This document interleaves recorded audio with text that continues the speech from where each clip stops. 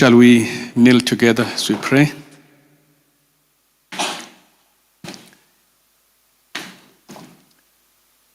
Our Father and our God, we want to thank you once again for bringing us back at the presence of Jesus. We pray, Lord, that as we come burdened with a lot of things, that indeed in us we may have a common need, which is Jesus himself.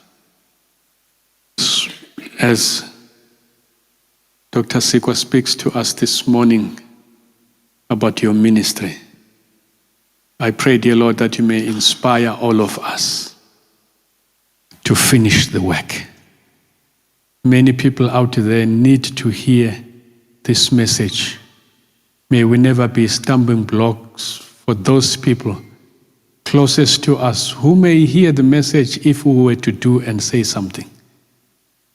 So bless each one of us now as we listen this morning. This is my prayer in Jesus' name. Amen.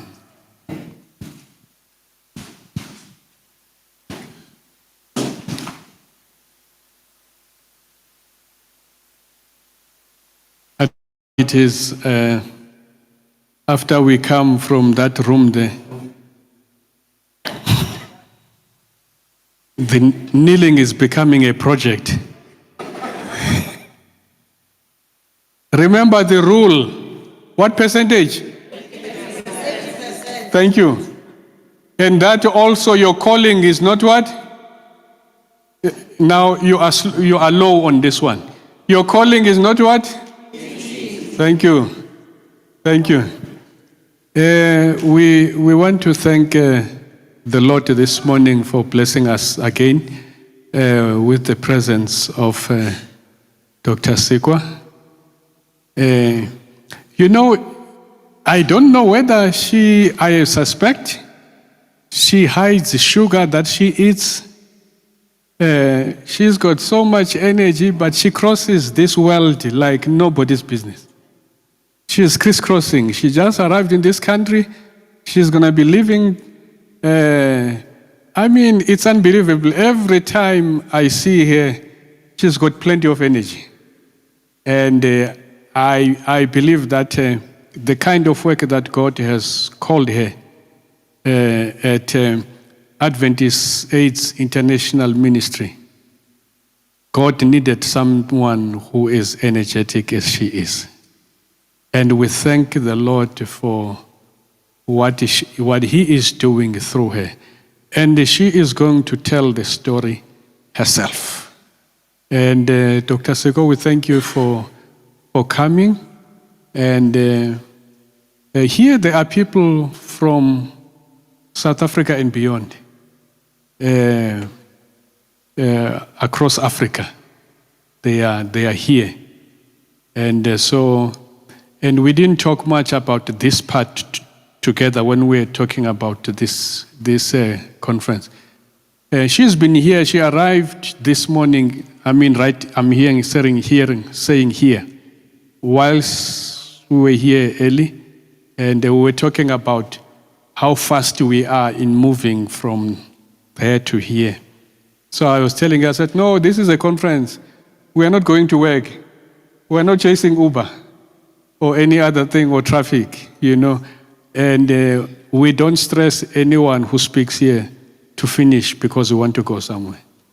But we thank you for coming, and may the Lord bless you as you speak to His people. Thank you.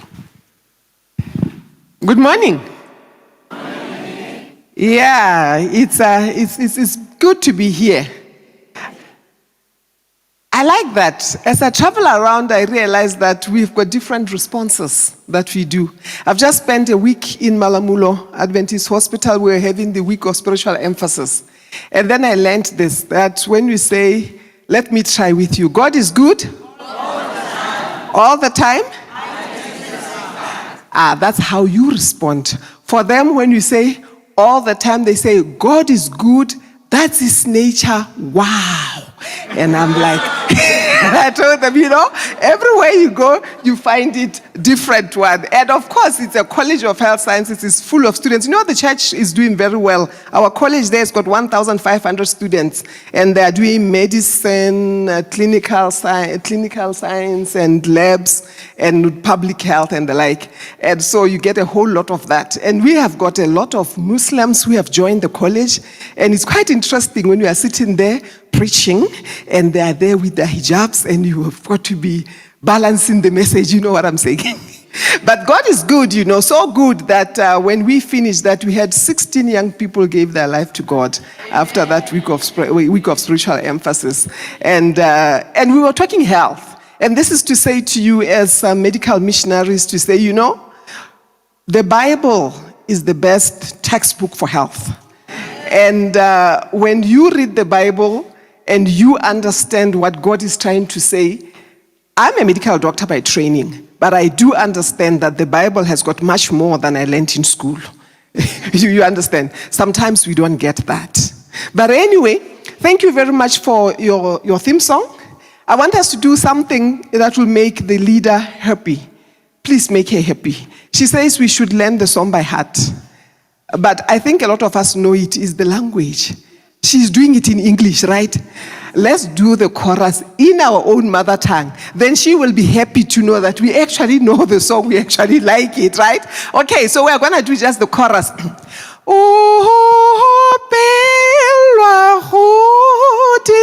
In your mother tongue.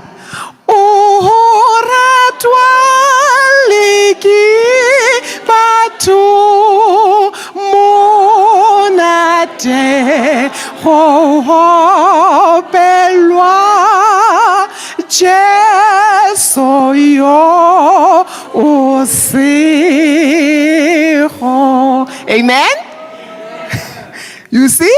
They know the song. Yeah, okay. For the last time, you want to sing it again? Oh, okay. Now you have to do the last stanza to show her you actually know. I'm taking it a bit higher. I'm a soprano. It gets too low for me. Somewhere there, let's go.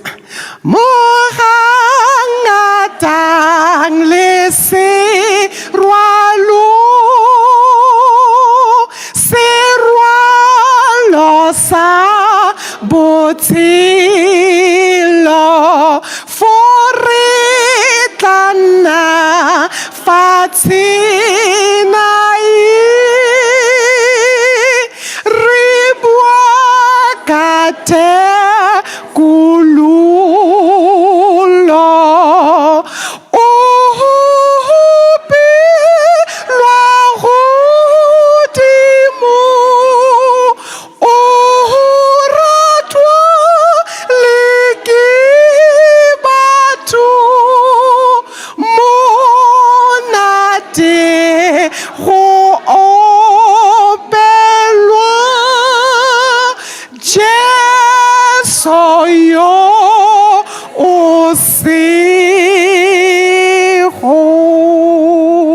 Amen? Ah, that's great.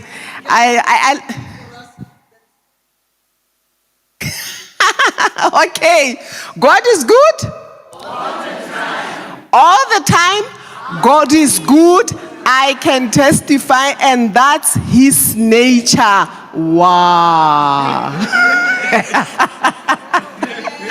There's still young people. They have to make it nice, yeah? Anyway, don't get me into music, because that's really my passion. This is work. That's passion, yeah? So now let's get to work. Okay. I come from the Adventist AIDS International Ministry. How many of you have heard of this ministry? Wow. This is the first time I've heard at least almost 50% having heard. Most places, when I ask that, I get 3-4 hands. You are my friends, eh? You actually know the work. So that is great. Of course, trust medical missionaries to know the actual work. One of the reasons why many people don't know much about AIM in the church is because our work is not in the church. We work in the communities. We are from the health department. We are the right hand of the gospel. We are opening the doors so that those of you who worship will be able to go and find the place warm when you go outside.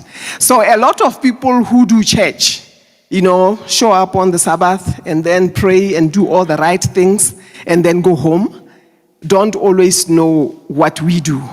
Because for us, we do mission out there. Church is good for infilling and everything, but after church, there should be mission.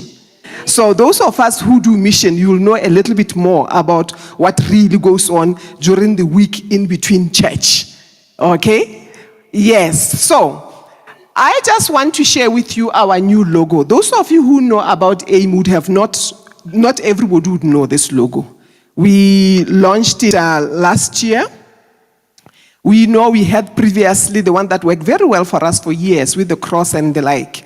The trouble with that was, firstly, it had many colors. So when people tried to produce material, it was very costly. So we had to look for something simple.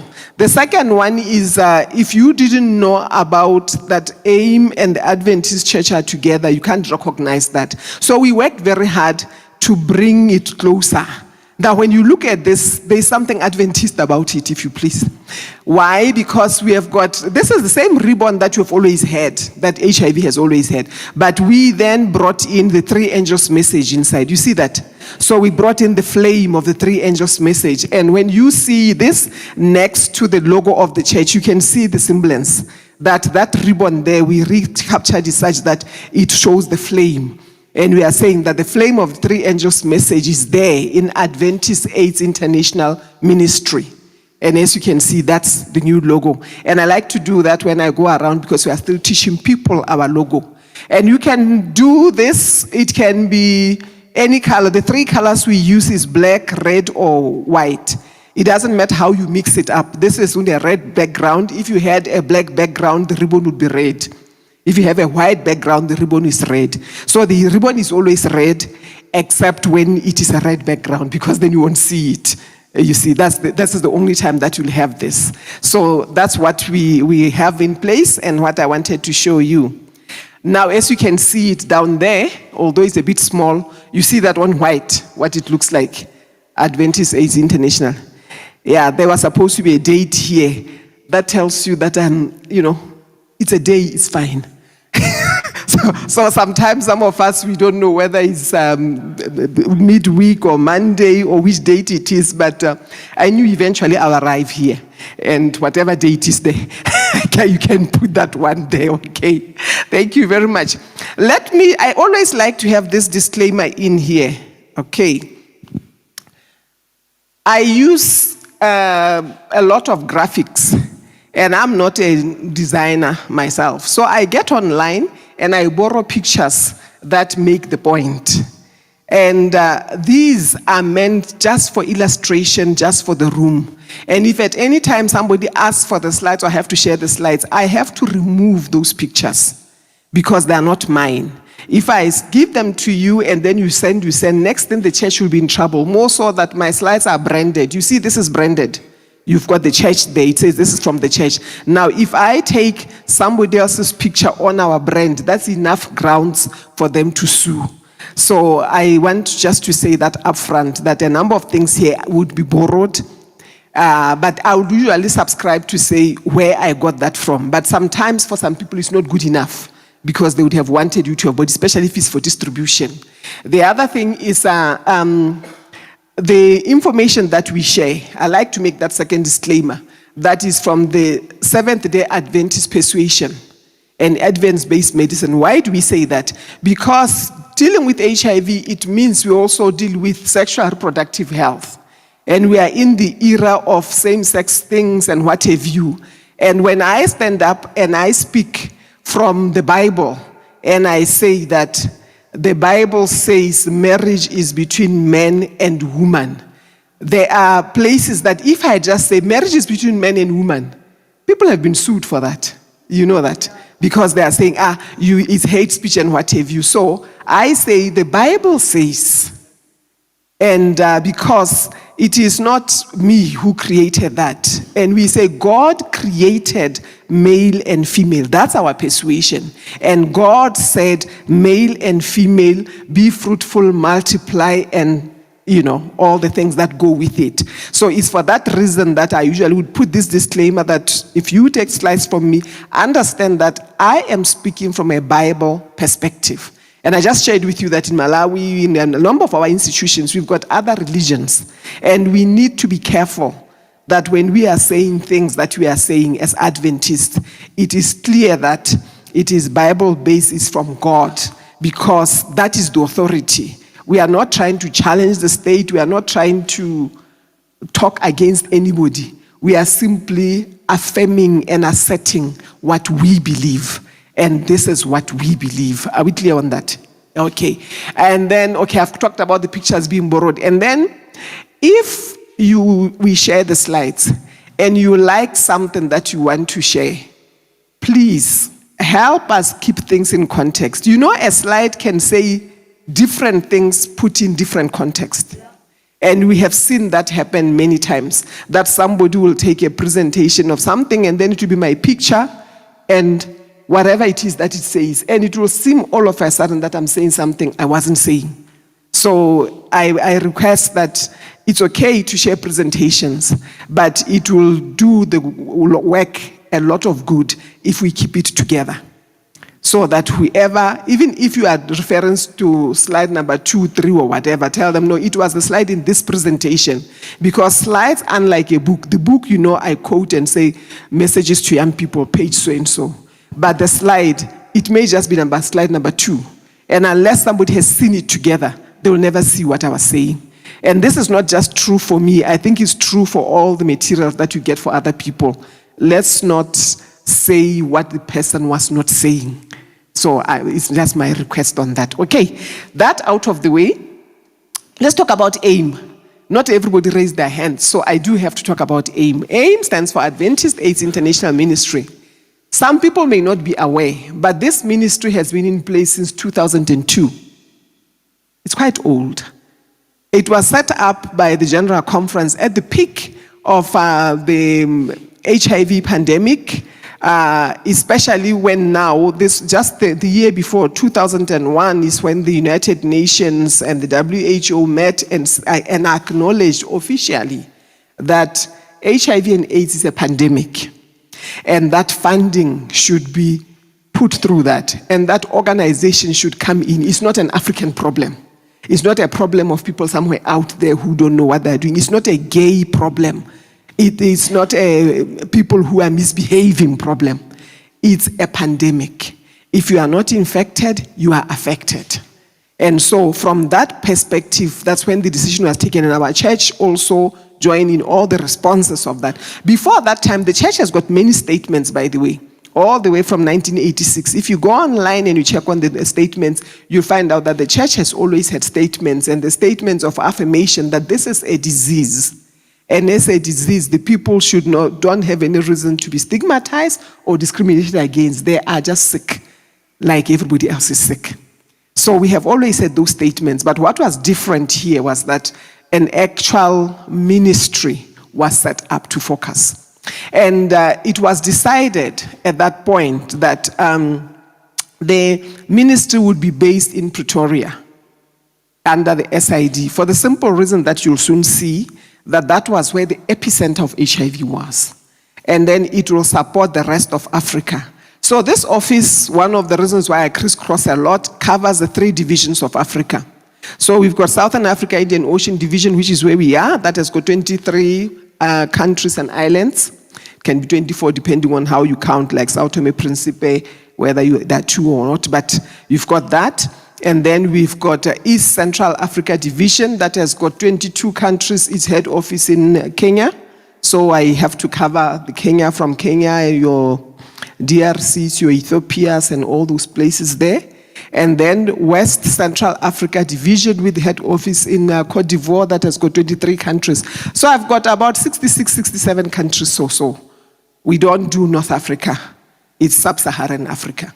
So this is the territory of the ministry. And yes, this is why he said you need quite a lot of energy to be going around there. And then the church is putting in the funds that work with this. Each division contributes. for the funds for the work that has got to be done, which I'll talk a little bit more about it now and maybe more in the next presentation and even more tomorrow on what actually goes on in there. And then we have got others that donate. And special thanks, we always look at APHHS that have been the ones for many years who have been funding the projects that are here. So this is the vision that we work with. To respond to the World Church, I will go strategies to the HIV pandemic. Again, remember us and Bible? We are looking at the needs according to Bible principles. And this is very important because, and we'll talk a little bit more about it. HIV and AIDS, people have come up with all sorts of weird and wonderful ways to deal with that. They are not all in line with Bible principles. So this office is there to help, guide, support, and steer the ships as the church when we are making our responses. It's with Bible principles according to the Advent message as we understand it. And but then our mission is quite comprehensive. To be a grace-filled ministry demonstrating the hope, love, and compassion of Jesus Christ by involving all church levels, from the leadership, institutions. I just told you I was coming from the institutions, so we work a lot with the institutions, organized congregations, and at the individual level. And what are we doing in all of this? We are doing 4 things, or 1 thing. HIV awareness, the prevention, the care, and support. So all our work, in one way or another, has got to find a way into covering one of those. That we are dealing with awareness, we are dealing with prevention, we are dealing with care and support. So that's the mission. This is this body. And I have 2 presentations. This first one, I'll be talking more about the HIV and AIDS. What is the situation now, where we are? And then the next one now, it will be, where can we fit in? As people that are in medical missionary work, some of us maybe are not in medical missionary work, they're just Adventists. Everybody, how can we fit in? Okay, so let's look at some of the updates of the HIV situation. I like to give a background. I don't assume that we all know what HIV is. Sometimes we make that mistake. We go on to talk about HIV this, and somebody's thinking, what is this thing anyway? HIV stands for Human Immunodeficiency Virus. And in the next presentation, I'll talk a little bit more about the HIV. And we often say HIV/AIDS. HIV is the virus, talks about the virus itself, and AIDS is usually the disease, which is a group of diseases, acquired immunodeficiency syndrome. And we usually say the key word there is syndrome. A syndrome is a collection of diseases. But as you hear what the name says, acquired immunodeficiency, it means that the person had immunity. But now, thanks to something, they now have deficiency in their immunity. And out of that deficiency, they have a collection of different diseases, which when put together are called a syndrome.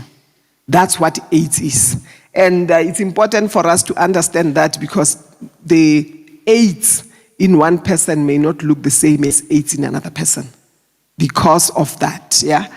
In the next presentation, I think I will show you a few pictures of how different it is. Even though I was told you are here forever, I'm feeling pressure under time because I was told I should have come at 10. Well, I was here at 10, you were not. But I still feel that we have to keep time in spite of everything else. So how is HIV spread? This is in broad terms. In broad terms, the virus will stay in the body fluids. It will stay in the blood, it will stay in the urine, as you have seen on the previous slide there. It says that it can survive outside the body for a few weeks, but usually it won't infect within a few hours. Sorry for those taking pictures, I put this too fast. But it can be found in the saliva, is there in the tears, is there in the sweat, is there in the poop. The traditional places we talk about, of course, is the blood and the semen and the milk. But this kind of research I'm bringing this up because sometimes we end up arguing with each other. There is a difference in finding a virus that is not infectious and not finding a virus. You see that? So if I say to you, there is no HIV in the saliva, and somebody comes and brings an article that, yeah, we found the HIV in the saliva, now we look like we are contradicting each other. But read the rest of the statement and you will realize that that virus poses very, very little or no risk at all. The one that's found in the poop would have gone on to be killed. There are conditions that are not conducive for the HIV to survive in for long or to even be infectious. This is the issues with your tears and your saliva and all those other places. It does not necessarily survive there, but if you were to take a microscope and check, you will find it. So I'm just saying, let's get the information correct. But it does not infect.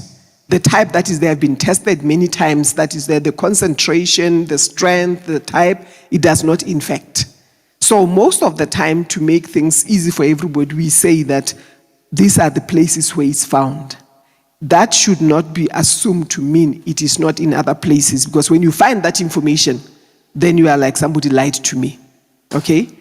It's there, it's just not harmful on that one. So, watch the next statement. HIV has not been able to be found to survive in water, and it will die within minutes from leaving the body. Why is that important? In here, there are probably pastors. We struggle with people not wanting to be baptized by a pastor who is HIV positive. Me, in the water with him, he's got HIV. So these are statements that are important for us to understand that we should not be stigmatizing our pastors, and those who are pastors, let's not stigmatize our members who want to get baptized because we found out their status. So sometimes the things is out of ignorance. So I'm just using this one thing to try to address a few issues that we are having in the church ourselves. Outside the body, it will survive. It can survive for longer period if specific conditions are met. Those other ones there. But most of the time, these conditions are not normal. And even for a long time, it's still short. So on an open surface like this, it will not even be for an hour. It's not like your COVID. You see, viruses are different. COVID would survive for long. It could survive up to a week or 2 weeks, depending on the condition, even though they don't know. That's why some people got COVID from holding the mic that somebody else had held. But HIV is not like that. It doesn't survive that much. So understanding a little bit of these things should help us respond correctly. So then, how does it get spread? These are the three areas, because that's where the concentration is high on those fluids. Blood and its components, semen, and amniotic fluid. We have had people getting HIV, in the villages, home midwives. Poor people, they'll just be helping and delivering. And when you go and deliver a baby from somebody who is HIV and is not even on any treatment, there will be plenty of HIV in the amniotic fluid. This water of birth. So the person, if we don't give them gloves, if they're not well protected, people have gotten HIV from there. And of course, we end up stigmatizing them and saying they've been sleeping around when you don't know all they did was help. So it's important for us to understand this. And of course, I'm sure many of you would have heard about the milk. That was why we started off with at first time we had said no breastfeeding, until we found out that babies that are not breastfed are having much more problems than those that are being breastfed if things are done right. So we put the mothers on the medication, make sure that their HIV is suppressed, and then they can breastfeed. So that is what we are looking at. It can be contaminated fluid, must penetrate the skin. So somebody may actually be dealing with these things of HIV with no gloves, but never getting it, and people will be wondering why. And that's because for it to survive and do something, it must get inside. So if there is no sore, there is no open wound or anything like that, the skin is a barrier strong enough. HIV does not penetrate the skin. And that's the reason why the places where it will go is places where there is access into the rest of the body. But if it's being kept in places where there is no access inside the body, then it wouldn't. Even in the mouth, although it can be there in saliva, but if there is no sores and there is nothing there, the kissing should not take the HIV going in. But the thing about it is the mouth lives in a very rough place. You know that. We chew, we do all sorts of things. Sometimes you bite yourself, you bite your tongue, you are trying to take a piece of chicken and the bone goes that way. It's very, very, very volatile space here. And we don't think about it that way. But more often than not, many of us have got a small crack or crash in the mouth. You know that. It can be maybe you have not been drinking enough water, it cracks. So that is one area where it can go in. So, excuse me, I'm usually very blunt when I'm dealing with this. Yeah. So, young people, I work with young people a lot. Oral sex can allow for HIV to go through. For the same reason I just said, that this is a very, very volatile place. Saliva itself may not contain that much HIV, but semen contains that. And putting semen in the mouth is getting yourself in trouble. You get that? Yeah, okay. And then it does not survive in intermediary hosts. That's also important because I get questions of, can you get HIV from mosquitoes? Mosquito is an intermediary host. Yes, mosquito drinks the blood, but we need to understand how the mosquito works. And flies, we know that flies, before they eat, they usually vomit what they ate before. But even with those kinds of animals that vomit and pierce and do that, it still has not been found to survive in an intermediary host. So far, we don't have any research. If you have, I would love to know that. If you have any research that has pointed that, the ones that you have checked and everything, we don't have any that has that. But I don't know everything. Here is a lot of brains. So I'll be very willing to stand guided if that is necessary. It can survive briefly on inanimate surfaces, like a needle. You know that we have people that have a needle prick. Because if you are like a nurse, you are taking blood or you are injecting somebody, at that point, their blood is there on the prick. If whatever happens, you come out and you prick yourself. And we have nurses, we have had cases of people who have had a needle prick or in surgery. When you are cutting and everything, you cut the person and you cut yourself, it can actually survive very short. But when you sterilize the equipment and you wash them and the like, you can wash it away. Do you get that? Okay, so again, like I'm saying, I'm preempting some questions and some questions I've already had, and I'm taking my time on this just to talk about this before we get into that. Oh, I didn't know that I had this picture here. I thought it was in the next presentation. I said that HIV goes to other places. This is just something to show you. Of course, this talks about symptoms, but it also shows you the places where, in later cases, AIDS can come up. You can have the symptoms from headache and difficulty in concentration. HIV crosses the blood-brain barrier. So it can come from the blood and it can go in there. So we do have cerebral infections with HIV, and it can give you those kinds of symptoms. I'm sure the lymph nodes, many of us have noted that people with HIV are often diagnosed with many lymph nodes. You have seen the skin rashes that come around. The lungs, of course, many of the people end up with the issues there. Sometimes it's not that is the HIV. Remember, I said that AIDS is acquired immunodeficiency. It has acted on the immune system, and now the body cannot protect itself from all these things. So many of these places, it's actually not HIV, it's the other opportunistic issues coming in. Like, oh, okay, now it's open season. So AIDS is really open season on the body. There are no more soldiers to protect. So everybody comes and has a party. So you can have symptoms in all the places. And I don't have much time, but if we had time, we could talk about the weight losses, we could talk about the diabetes, we could do many things that are related. We can talk about the hypertensions. All of those things have got some indirect relationship with HIV, but I don't have the time to go into them today. So let's get back to where we were. I started off by saying we want to talk about HIV and AIDS in Africa. And this is where we are, but I just didn't want to talk about HIV when we didn't know even what HIV is. Do you see that map? Yeah, the darker the color, the higher the prevalence. And do you see where the green part is? On the Northern Africa part there. And so this is why my office covers the part sub-Saharan, as you can see. Then this is from the United Nations and WHO. Every year, the UNAIDS releases a report that is a composite of the status of HIV across the world. And they would do as of December of the previous year. And they take time to clean up that report until it's usually released around May, June. So the latest report that we'll be having now is from 2023. Okay? Because the 2023, December 2023, the report then would have been released by, it was actually released by July 2024.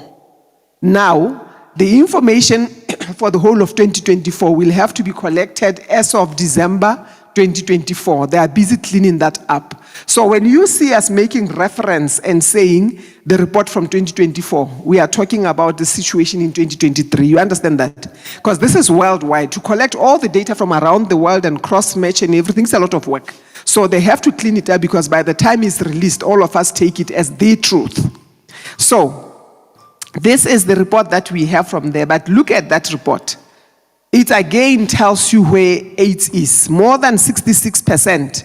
That 13% and the 52% is my area, my divisions. So we are still the epicenter. And this is as of 2023. Do you see that? So the problem is still here with us. And this is another thing that has been found.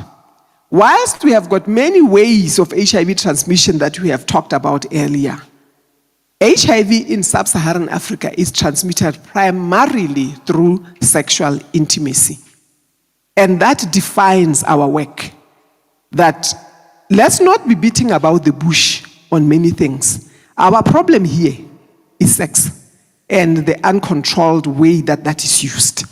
This is what is going on in here. And so I'll be talking a little bit about some of those things. Now to bring it home, this is as of June.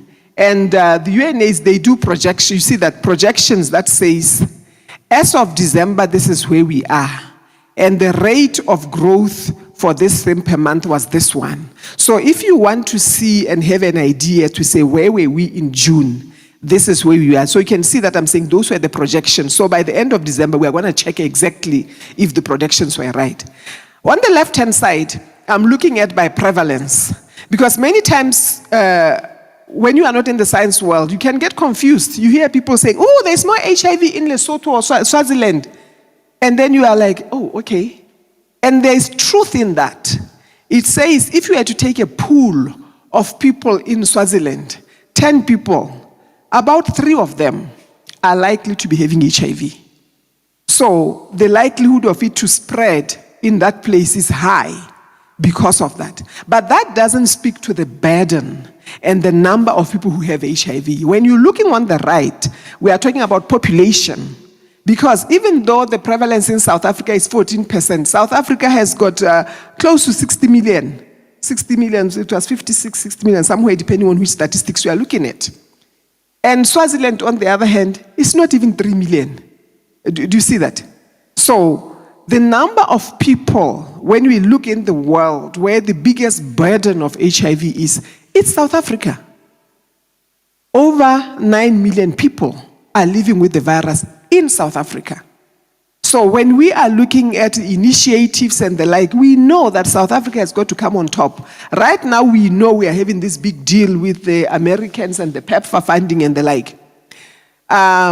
If we look at this and say about 9 million people in South Africa have HIV, and we have been pushing that people should be on treatment, and therefore, if South Africa has reached, and I'll show you statistics that they have reached their target of 90% of the people, what's 90% of 9 million? That's about 8 million. So we are looking at around 8 million people on ARVs.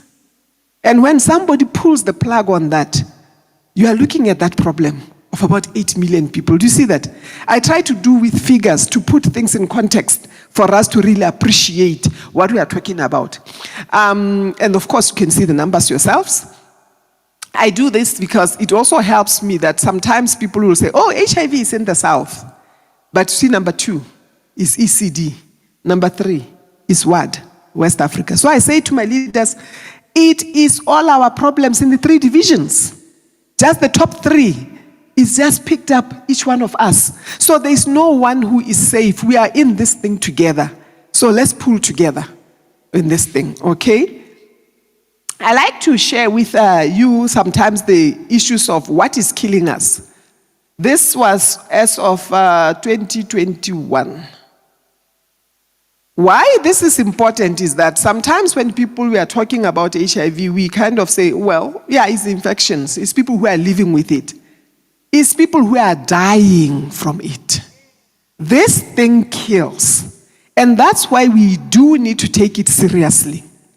When we look at the 5 top causes of death of South Africa, when he told me, I wasn't aware that we have other countries, because I have these slides for other countries since I go to those countries. I didn't realize that we had Botswana, we had Lesotho and the like. I have the slides for them, but I just put in the South Africa. I thought I was only speaking to South Africa. So I'm sorry about other guys. See me Nicodemously, and we can deal with that. So, in South Africa, the top killer is still HIV. In Swaziland, the top killer is still HIV. In Lesotho, the top killer is still HIV. In Botswana, the top killer is still HIV. In Namibia, the top killer is still HIV. And I have those figures for you. And where do we get this data? This data comes from the hospitals and the mortuaries and the like. Because when people die, somebody has to account. So there will be a death certificate and the like. And this is where the World Health Organization and we would pull out the data from there to say the people that have died and are known to have died, and what did they die from? And that number 9 in there is to say in the world, South Africa is doing relatively well. You are number 9 when you look at the countries that are dying most from HIV. You see that you'll be number 9 on that. Of course, the second one, which is why this meeting is very important, you can see the second one is what? Coronary heart diseases. So we are saying we've got communicable diseases and we've got non-communicable diseases. So you're not going to keep quiet about that. But here is the issue. In the world, South Africa will be number 128 in terms of death of coronary diseases. But in the world, if you were to poll out what are people of the world dying from, their top line will be coronary heart diseases. So the world will talk about coronary heart disease more because that's what everybody is dying from. But when we come home, we have got to be specific because in our places, we are dying from that and more than that HIV. And look at number 3. That's AIDS, pneumonias and the like. But look at number 4. That's coronary heart. Do you see that? And then number 5. That's NCD. So yes, we have to talk NCDs, but let's not forget the HIV because it is the one that's there. I usually like to put the one on cancer on the other side because we hear a lot about cancer. What cancer is killing South Africans? Prostate cancer. The next one, cervical cancer. And then the rest comes in. What's important about this? Sexual reproductive health is high. You see that? Those 3 there, they're talking sexual reproductive health. And in our church, that's the most silent topic. When was the last time you had a pastor standing up and talking health and talking sexual reproductive health? And nope. When was the last time you had the church talking about sexual reproductive health? It was at a church board, yeah? And what was happening there? Someone broke the laws. When last were you at a church board when they were dealing with somebody who lied? Doesn't the Bible say thou shalt not bear false witness? It's one of the 10 commandments. Don't our pastors teach about the sermons? You'll hear the sermons, right? About gossiping, about not lying, about be truthful. We teach about that. We teach about not stealing. But when we do break the commandments that you have been taught about every day, nothing happens. Touch this one that nobody taught you about. Now you'll see the church board sitting. Do you see that we have a problem?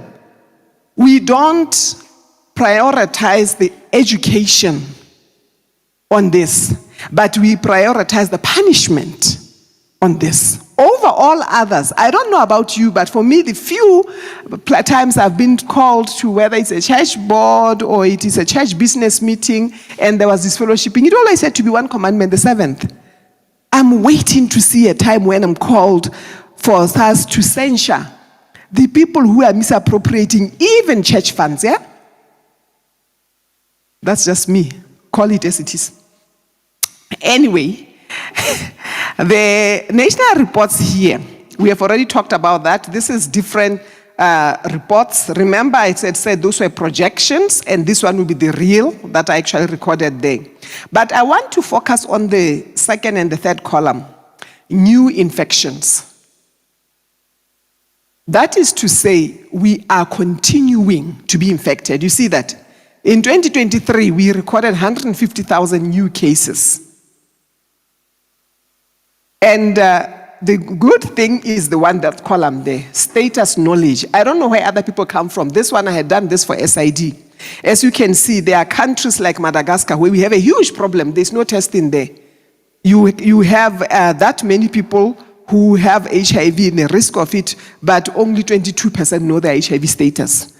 So you have a problem. Around here, the countries represented here, which are on the top 4 or 5 there, by and large, testing is good. By and large, people know their status. And the infant HIV diagnosis is also high. That's another one we need to talk about. We don't test our children, sometimes because of the fear of stigma and the like. And that creates a problem. You see that a country like Lesotho, you are doing very well. Old people, they know their status, but your children are not being tested. And so if the children need to be supported from the childhood, you will not get there. Eswatini, look at you. I even put a highlighter on you. If Eswatini is sitting here, that's how low you are. But places like Angola, we sit down with Angola and say, what's going on? And you find out that this is where the information is supposed to come from. Because if you are not going to be doing that even for our children, then we are not protecting the next generation. And you know what? You are also not protecting yourselves and the people around. Because when a child has HIV, this is someone who gets bathed all the time. This is someone who has to be looked after. Therefore, the risk of the spread of HIV is higher. The few times that I've been working in the hospitals, whenever I've gotten an infection, it was always in pediatrics. Babies are the people that you can get more diseases from more often than not, because they haven't learned how to cover their mouth properly when they cough. You'll be holding a baby, then vomit on you. They can wee on you. You see what I'm saying? So it's much easier to get diseases from children. Therefore, it's all the more reason why we should know the status of the children for the sake of everybody, because the child is not going to be doing anything else. Anyway, I like to talk about this slide for the reasons I spoke earlier of sexual reproductive health. Yes, HIV is still the highest and the lethal. I've already made that. I want to look at the third point, the last point there. 83% of all new children's infection in 2022 were from Africa. What is this saying? Even though HIV is continuing with the children, it's continuing more here. Do you see that? Other people have found a way to control it. That means the prevention of mother to child, there are other things, they have gotten them in control. But for us here in Africa, the deaths are here in Africa. Do you get that? Women and girls, 77% of global adolescents infections were where? Here. Did you see the last one? The data shows us that as of 2022, every week, 3,100 adolescent girls between 15 and 24 got HIV. So the 150,000 that we are talking about for South Africa is mostly girls and young women. So our efforts have also got to be directed into who we are talking about. So we have this incidence, this is from 2024, among girls per 1,000, for every 1,000 girls. Look at where it is. Where is the problem? Down south. Do you see that? I don't need to say more. Now, I like this slide. I prepared this slide using the data from UNA's report of 2022, because that was broken down. Look at your country. Remember I talked about the prevalence, and we talked about the incidence. Now, I want you to see male versus female. In a country, they will come and say, Eswatini, 25.9%. But when you break that down, look at that. Among the males, it will be 17%. But the female, look at that, it will be 35%. Do you see that? It's still skewed towards the women. So by and large, no matter which way you look at it, women are necessarily twice. Do you see that? Lesotho 1424. Namibia 814 is actually the closest. South Africa 1224, exactly half. Swaziland or Eswatini 1734, exactly half. You see that? So the girl child is still high at risk. And that's along the, but now when you look at the youth, that's the girl, the boy-girl relation of the lower age. 4, 12, 3, 7, 3, 6, 4, 9 is the girl child that is at risk here. Do we see that? Yes. What was this one? On treatment. Yeah. We also tend to desegregate to say, when we talk about treatment, who is on treatment? And we are finding out that although the countries are saying they're doing very well, they're looking at the adult population. When you break it down to the children population, we are not doing so well. Where is South Africa? South Africa, as of the end of December 2023, your data showed that 78% of all the people who needed to be on HIV treatment were on treatment. But when you break it down, only 63% of the children. Botswana, you seem to be doing very well. You said 95%, and everybody was celebrating Botswana. Remember that they've passed the mark. They've reached that. Children were 66%. So we always want to clean out this data and say, but are we really there? Are we really there? You see? So I'm passing that one. I like this one. As AIM, we work very much with this one. Knowledge. HIV knowledge. Remember, I started off by giving, that's from here, that's why I started realizing that I should not assume people know about HIV. This was polled for children between youths, 15 to 24. Look at your countries. HIV prevalence knowledge. It was there. So the young people in South Africa, only almost half of them. So at any point when you find half of them, it's possible that 1 in 2 don't know about HIV. And what were the questions that they will be asked? They will be asked about how can you get infected with HIV?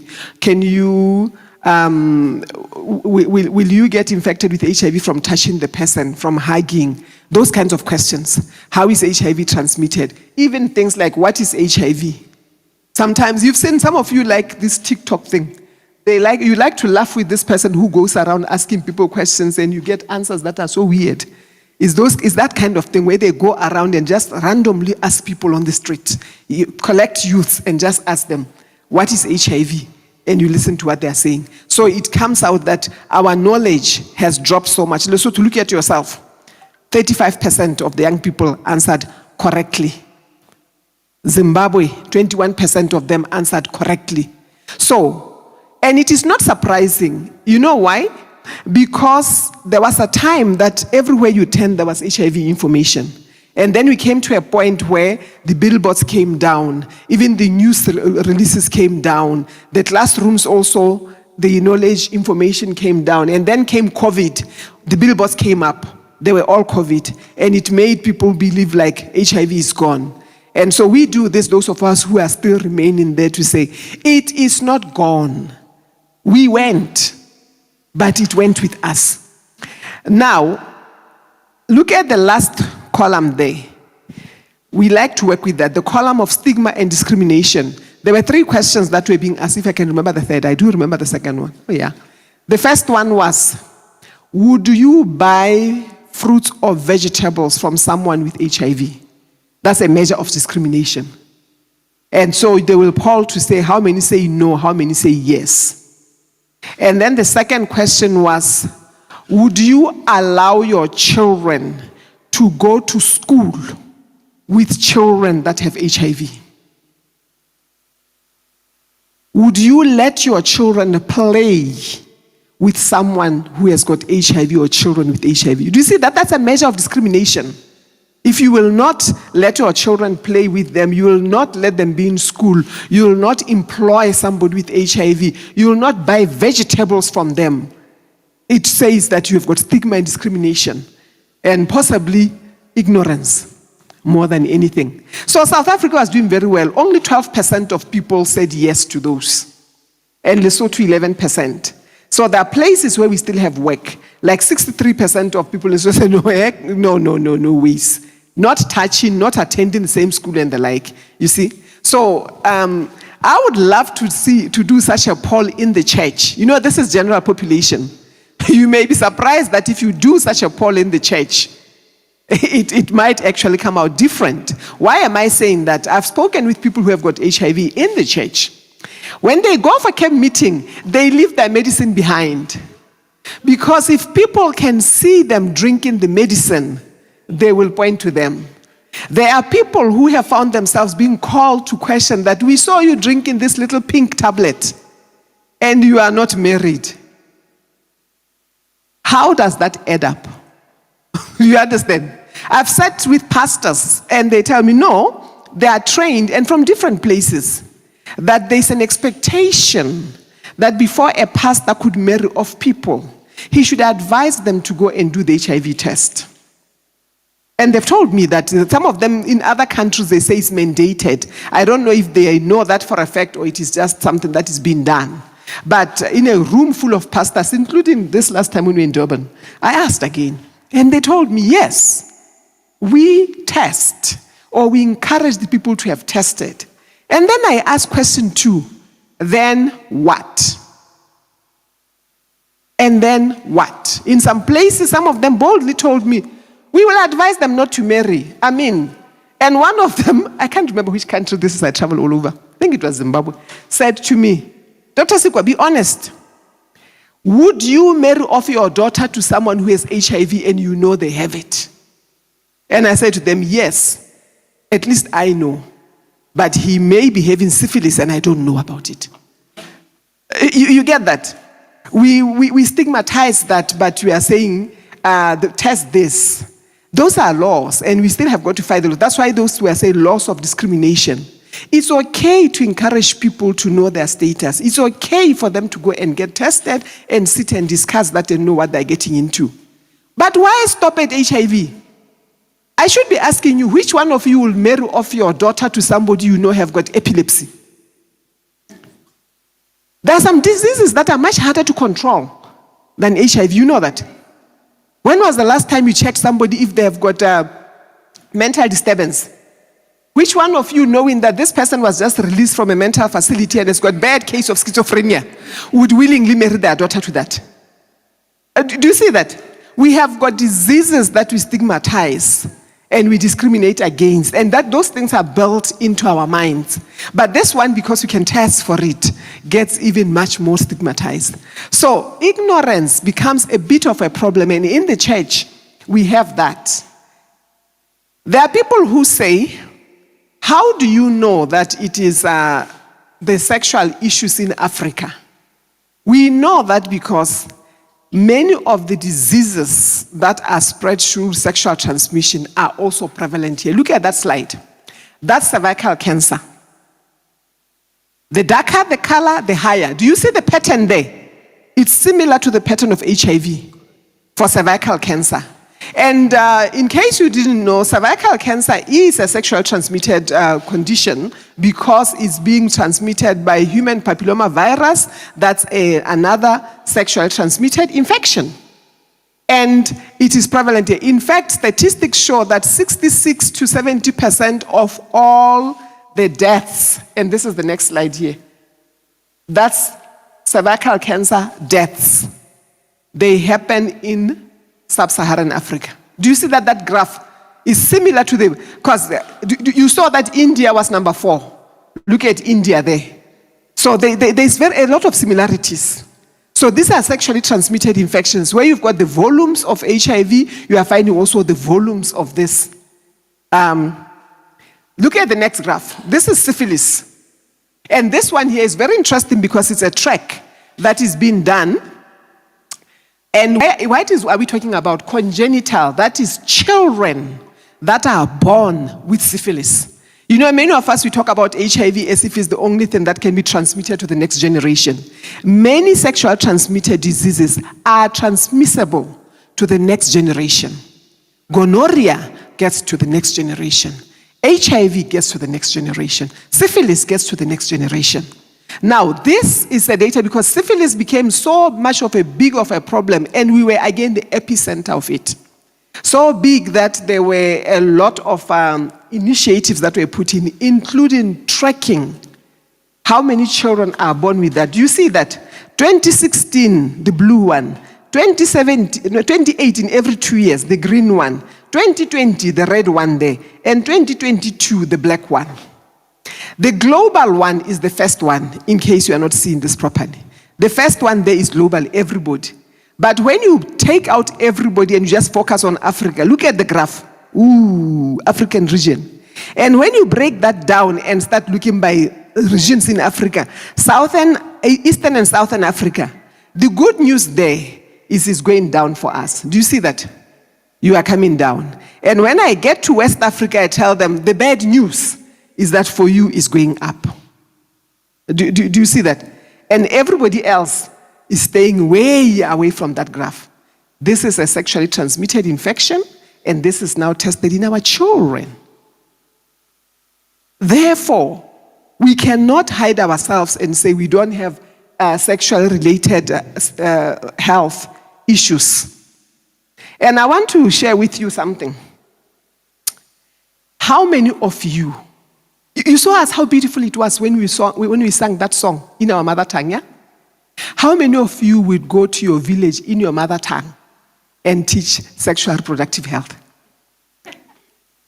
In your mother tongue, name all the body parts that need to be named the way they're supposed to be called. Do you see how the hands are? Look. That is problem number one.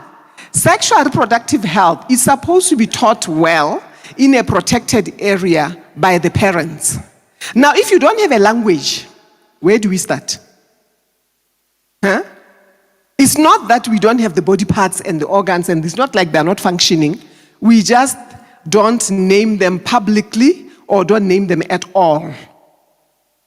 Do you remember the story of Moses when he met God at the burning bush? He said, "Who shall I say sent me?" He said, "I am that I am. Tell them I am have sent you." And when he got to the children of Israel, he says, "The God with no name, that they have those that have forgotten him." We have made little gods about some body parts, yeah? That one with no name. We can't do that. So I've called and I want to extend the appeal to you. I'm appealing across the continent for people who are knowledgeable and open-minded to help us come up with a vocabulary that's correct in your own language for us to be able to talk to our children. You know, a gift to the church that somebody can stand up front in a local church and be able to talk sexual reproductive health without fear of being thrown out. I was in Malawi at Blantyre Adventist and I had the health workers and I asked them the same thing. You know what they told me? "Dr. Sikwa, when is your flight? Because we keep around here, you are going to be disfellowshipped. How dare you come and want to say vulgarities?" And that's the thing. They say, "Hey, they will run you off the pulpit. Try getting on the pulpit and name names.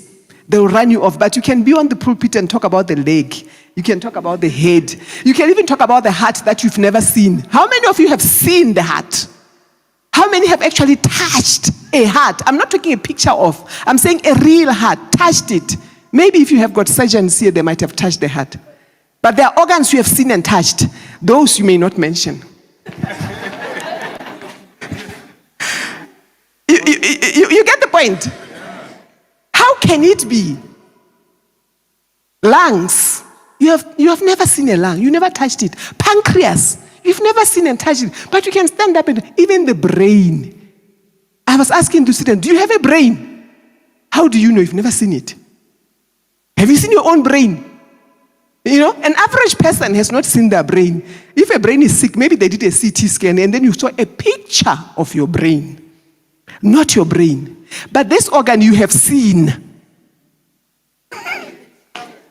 And that is the one you may not talk about. It's a problematic one, because the problem is now people are touching it unceremoniously.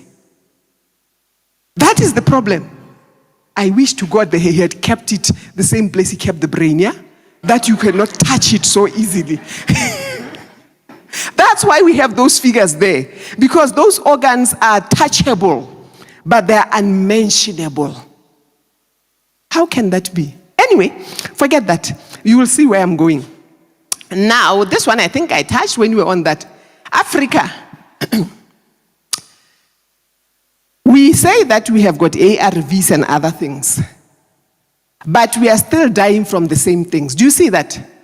This is a compilation of mortalities, all-cause mortalities. This is the age group, I've underlined the age group, 15 to 29.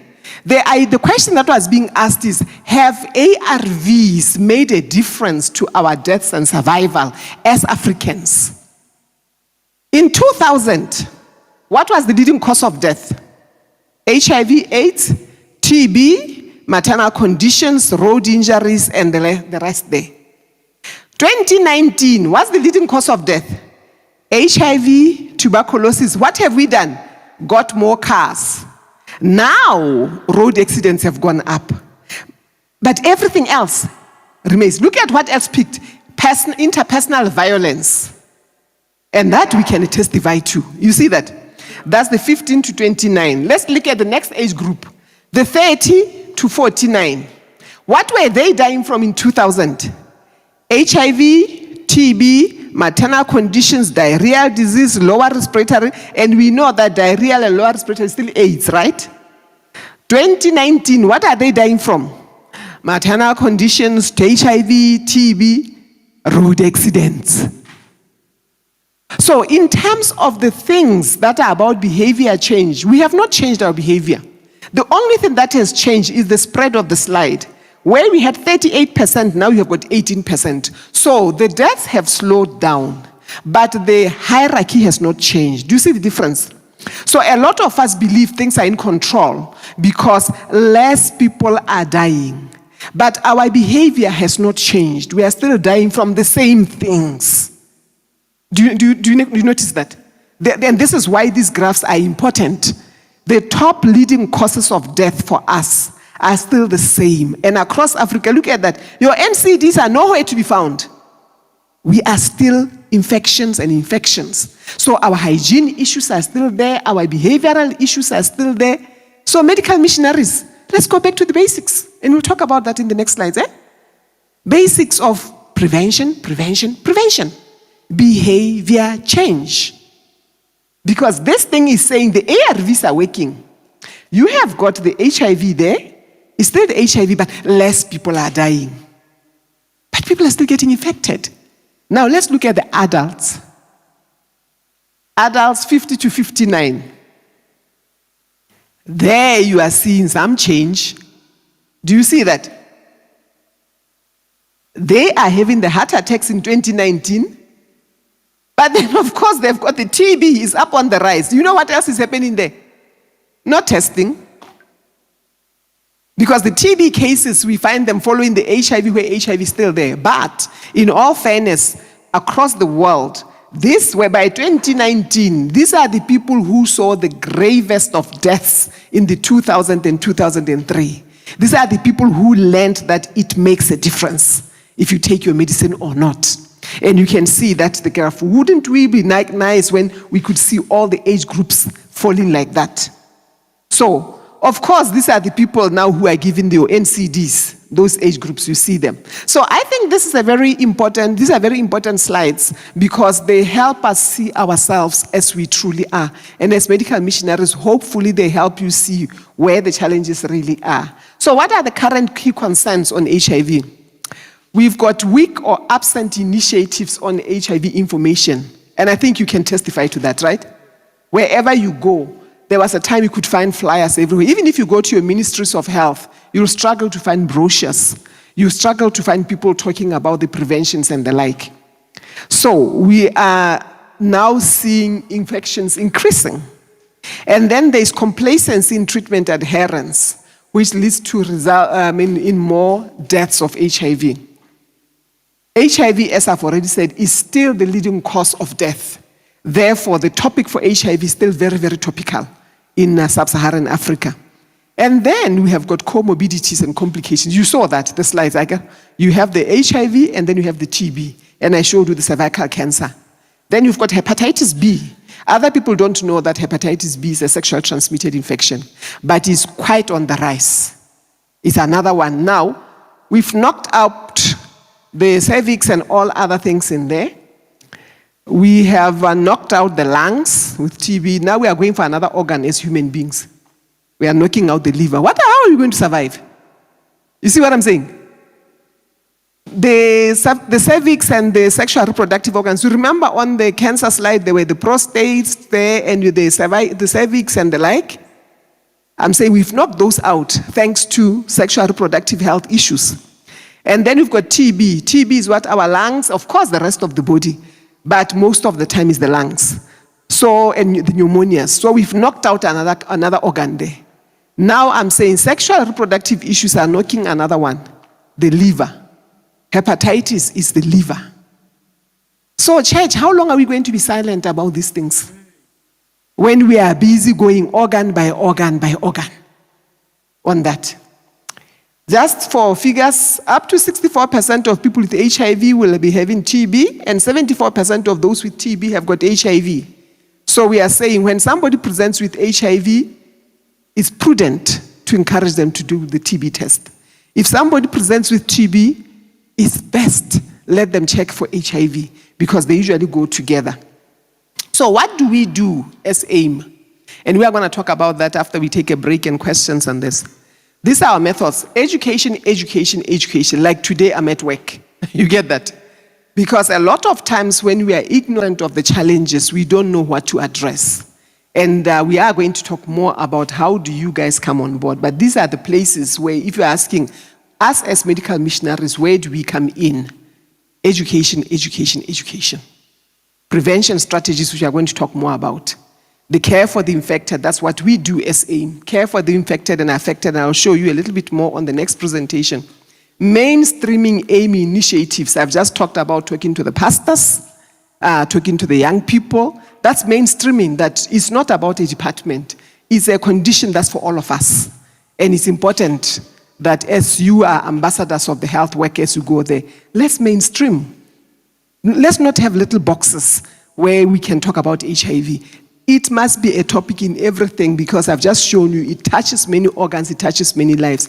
And of course, we collaborate and we partner with a lot of other people. I'll talk more about that after we have heard that. And these are some of the campaigns that we're involved in. In case you want to know more, if you've got one of those smartphones, the one on the left will take you to our website. The one on the right will take you to our Facebook page where you can find out more information that we keep posting there. Tell me when you are ready for me to take that down. I think I'll be done on this one and then we're going to go to the next one. Okay, that's the website. If you don't have one of those smartphones, you can just write it so that you can follow up on that. I just took a snapshot of the website. We post many of these presentations. Like now, I'm not going to share this. I'll clean it up and post it, and you can download it. We've got a place where you can find material and you can download that. And those are my contacts. Thank you very much for now. We can have questions and break, and then we go into the next one. Okay. Thank you.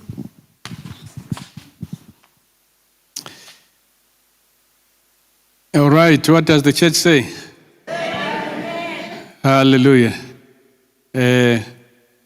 We are going to take questions.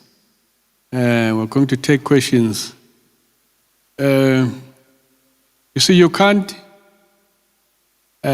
confirm Dr. Sikwa about tomorrow. You must deal with her when she is present. Tomorrow can be a different story. So let's still, am I telling the truth? See, yeah. So let me see your hands. Who has a question? Sure. Yeah, okay. Let me start from this side and go that side. Let me see your hand. 1, 2, 3, 4, 5. Please keep your number. 6, 7, 8, 9, 10. Yes, correct. All right, let's go. Let's get a mic there. Let's get a mic. Number 1, number 2, number 3.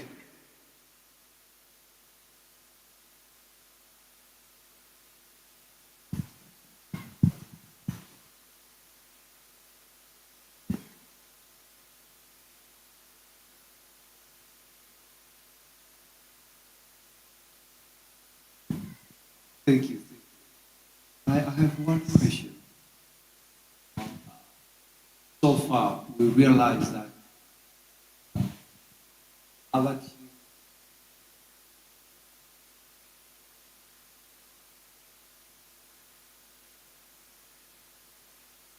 of course, we know about the cutting Pepper. board. What is the doing for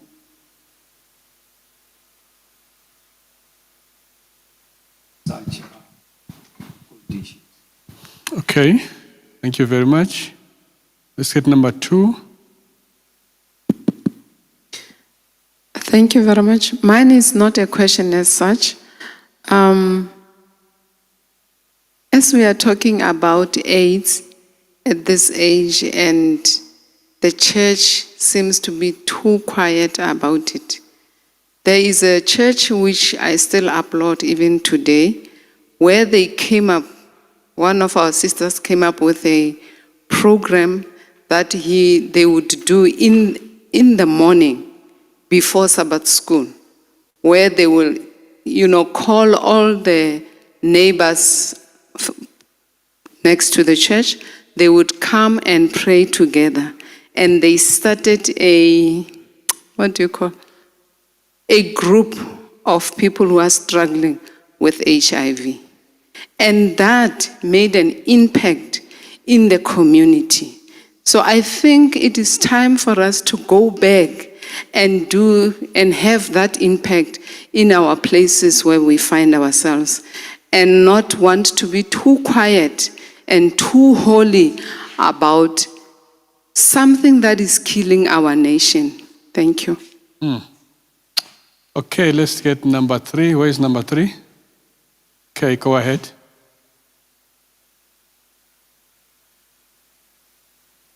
Amen.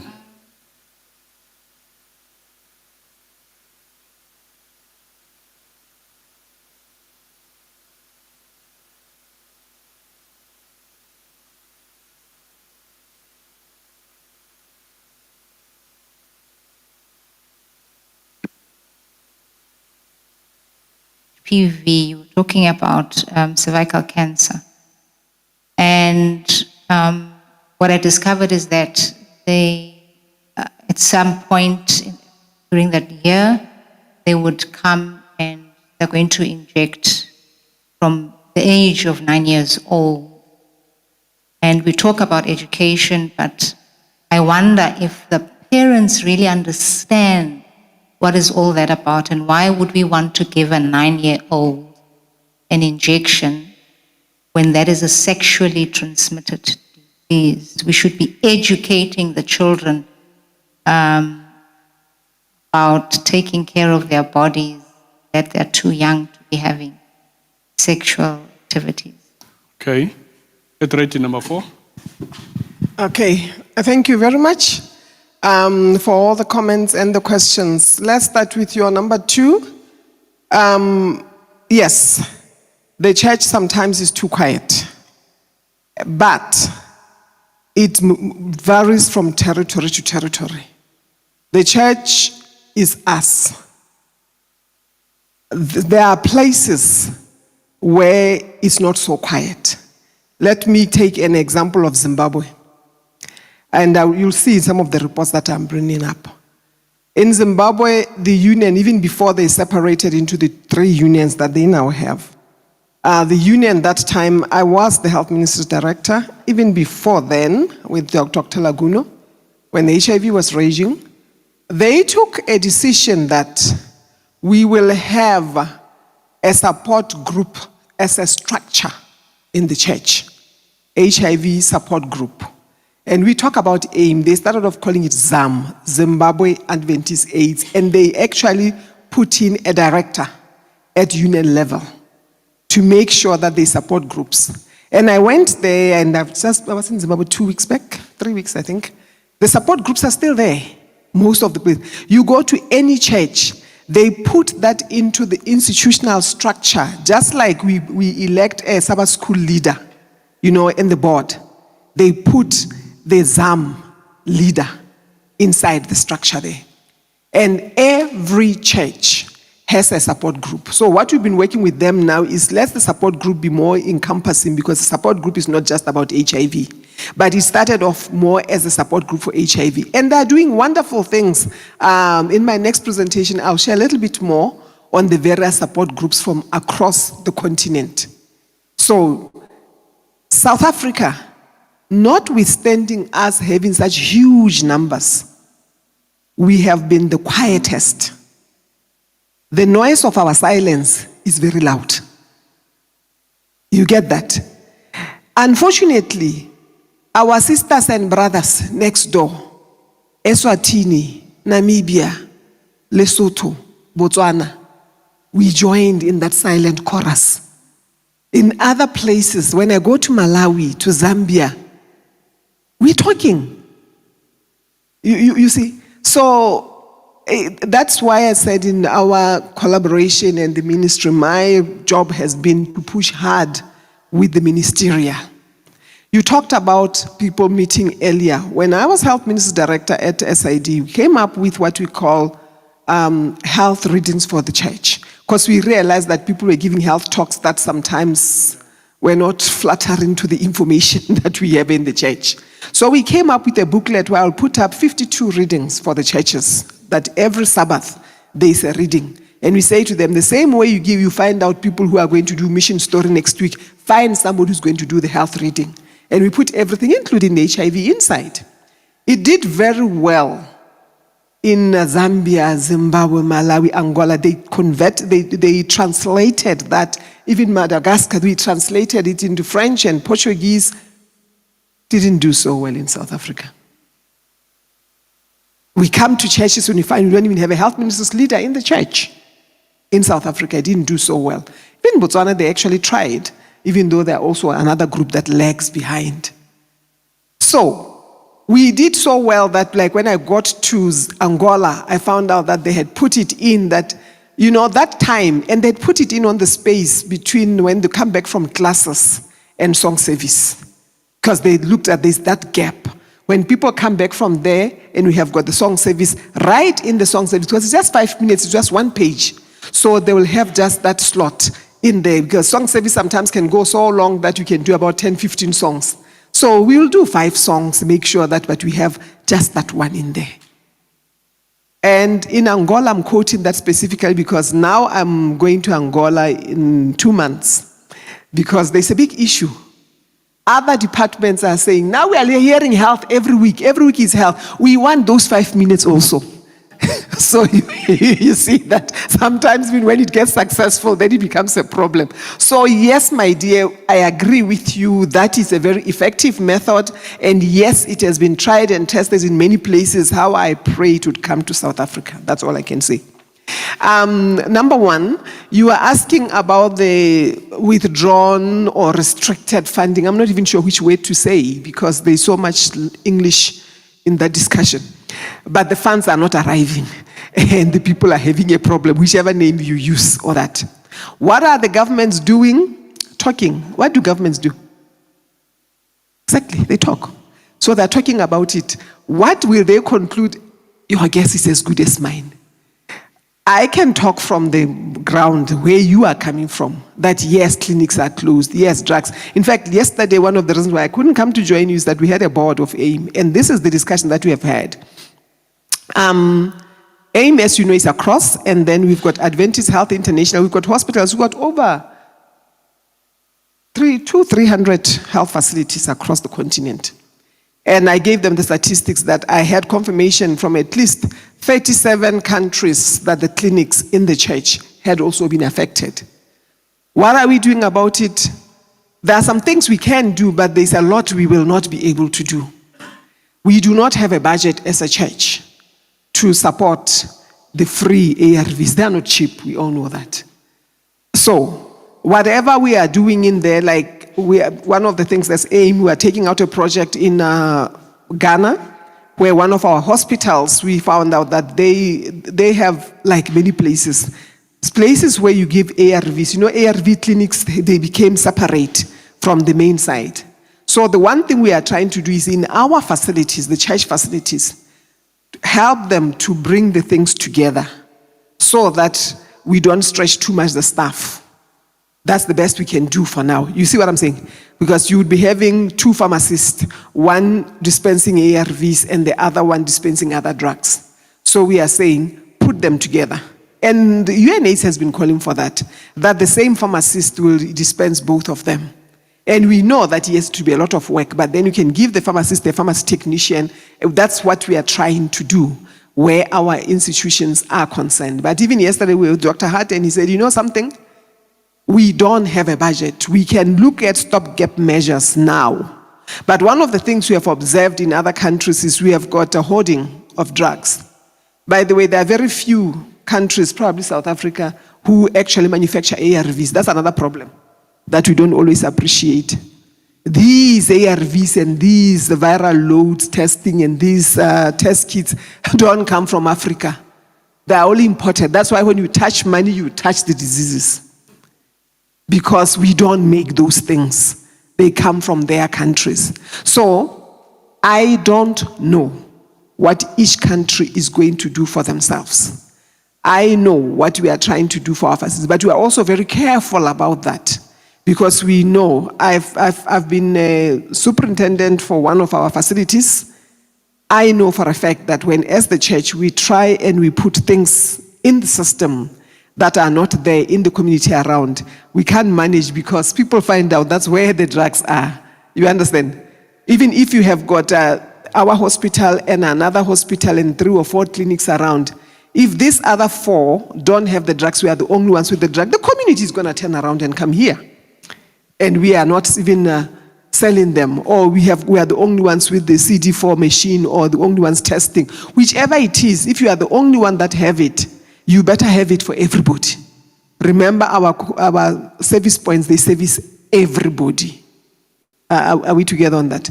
So, pray on. My next presentation will tell you what we really believe should be done, which is prevention, prevention, prevention. Everybody knows that the ARVs and all those things are not the answer, because you are going to have a lifelong, these are not incurable diseases. So you live with it until you die with it. But the best thing is not to get it. So for me, what I would like to encourage all of us is to put more and more effort, as she is rightfully saying, teaching the girl child, teaching the children from home. That's where the energy should be going. Prevention, prevention, prevention. But then the message should not be, we have got ARVs, or we have got this. Because there are people now who are living recklessly because after all they have ARVs. The ARVs are good. They're helpful. But it is a bad mentality to say we have got ARVs. The message should be, don't get infected because you will die from this thing. ARVs will postpone your death date, but you will die from it. You may have been better off if you never got that. It's a hard message, but it's the true message, right?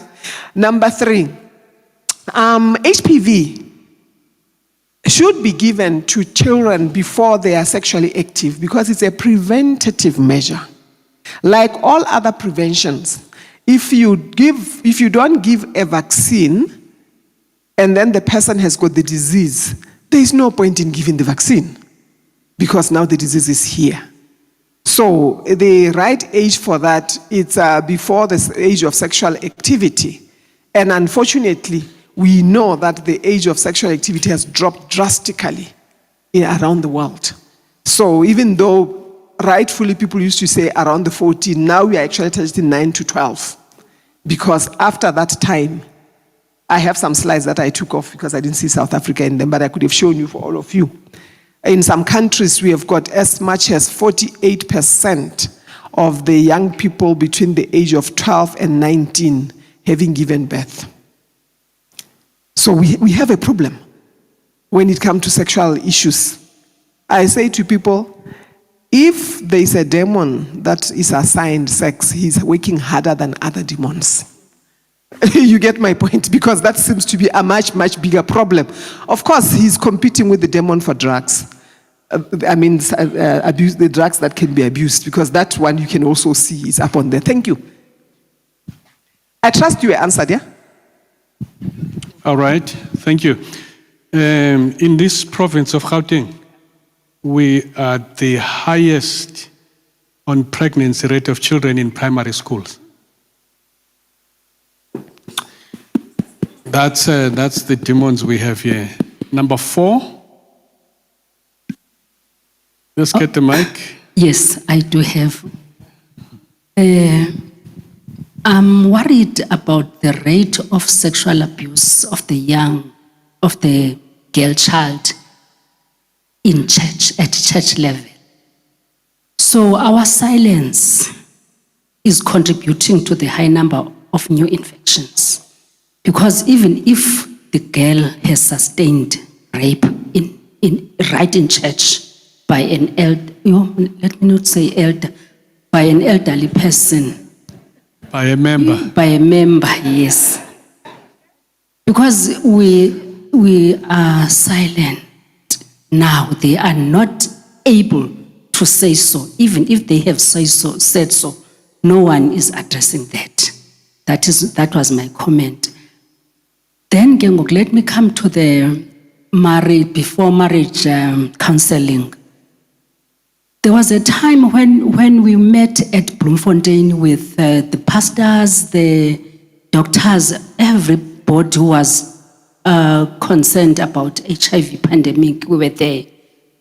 We were hoping that there would be a difference. But so far, there's nothing.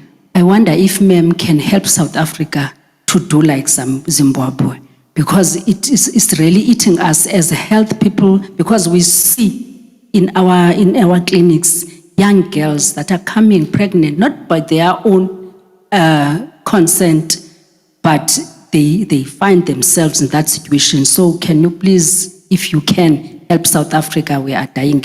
And then lastly, the testing before marriage.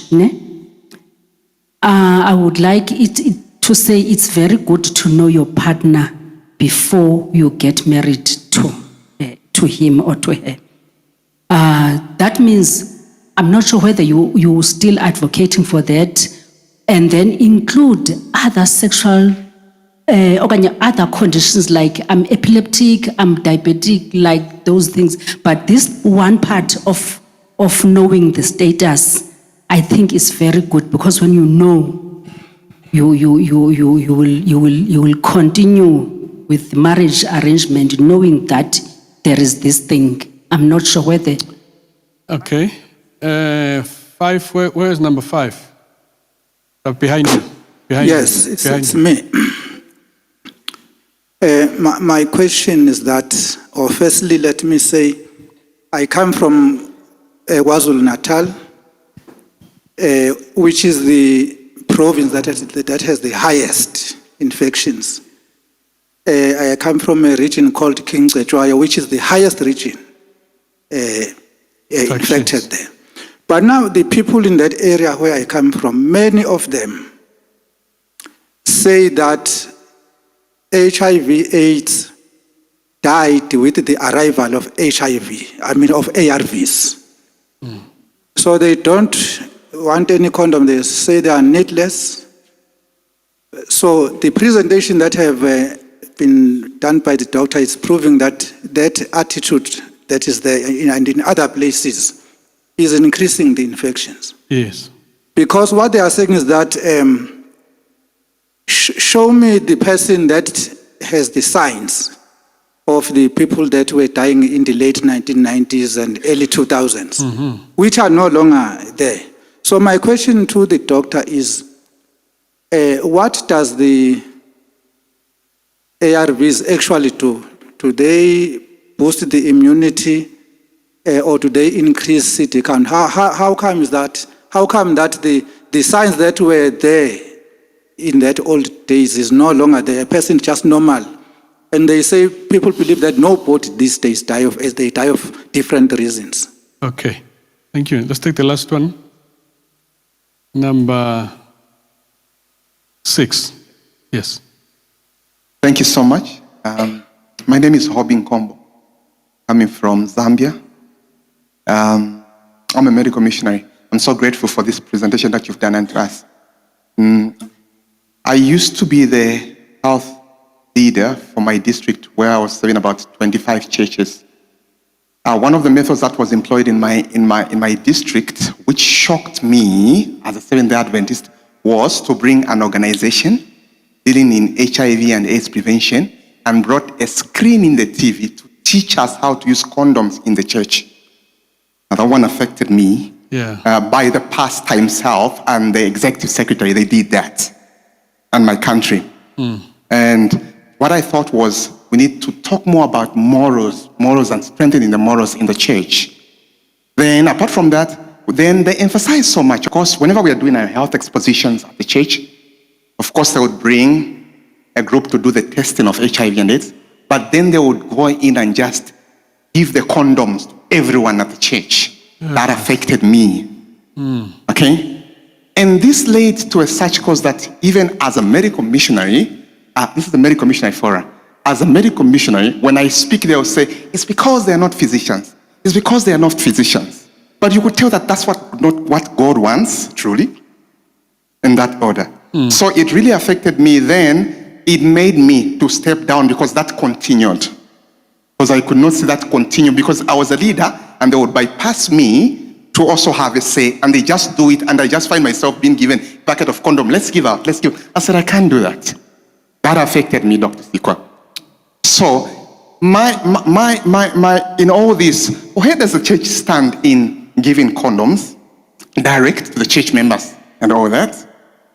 Number 2, I've seen, the Catholics don't do that. Right now I live in a Catholic-infested area. I'm one of the only medical missionaries in there, and I'm doing projects like, I know those who are HIV positive, but I do a program where I help in boosting the immunity of all are positive by just using New Start, and it was proved so strong that you can feed them well, grow food, and deliver to those who are sick. That's one of the things I'll be able to do, and teach them preventive measures, how to live well when they are positive. Yeah. I thought that would be good. So, so that's my question. Whether does the church stand? Then please take a keen interest in the medical missionaries. They are community workers. If they are given an opportunity by you, the leaders, taking an interest in medical mission work, they can go on the ground, even when this, which is coming from the West. They can do more good work to just help the people, teach them. Then we can see help in that. Thank you so much. Okay. Thank you very much. I listened to 2 prophets, and I will let them see their prophecy fulfilled.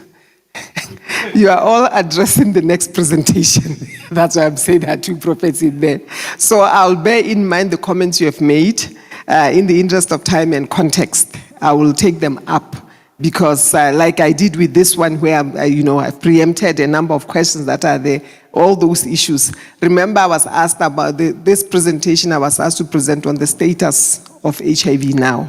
And then the next presentation, what is the title?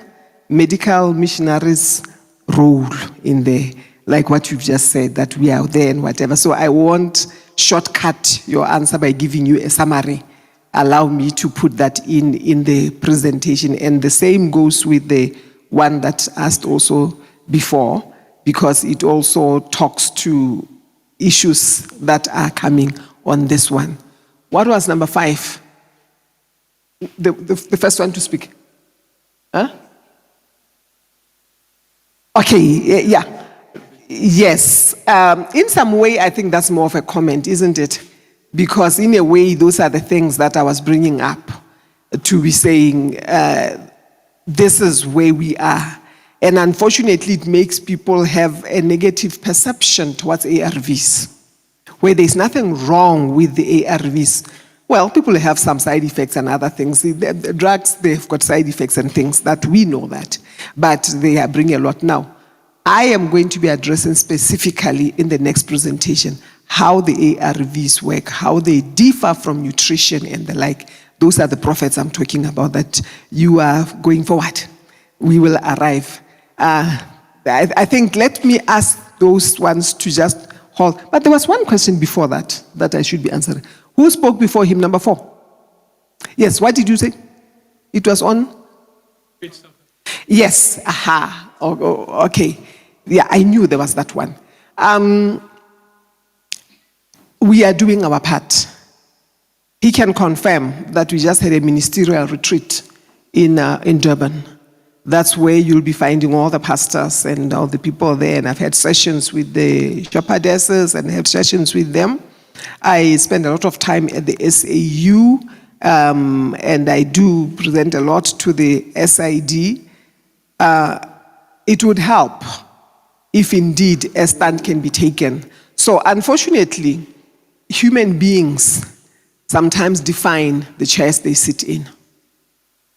So we would present at the executive committee, my board, I report to the division officers. So my board is made of the presidents of the 3 divisions, the executive secretary, and then the general conference, presidential and health ministries. That's the board. When I'm saying I'm talking to the board, it's at that level. Those are the people who can actually change, where we present these things and show them. Now, while I may not answer and promise or anything, it's important for me to interact with you like this, because you help me as the secretary of that. Now, when I present to them, I'm able to say for a fact that this is what the church members are experiencing.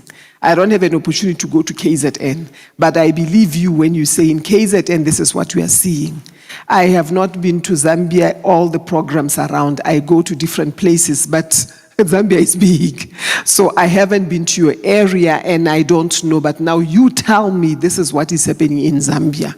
You see that? So whilst I may not be able to give answers, I can give context, but I get more from you than even I'm giving, because what you are telling me is going to go a long way to the leaders on that.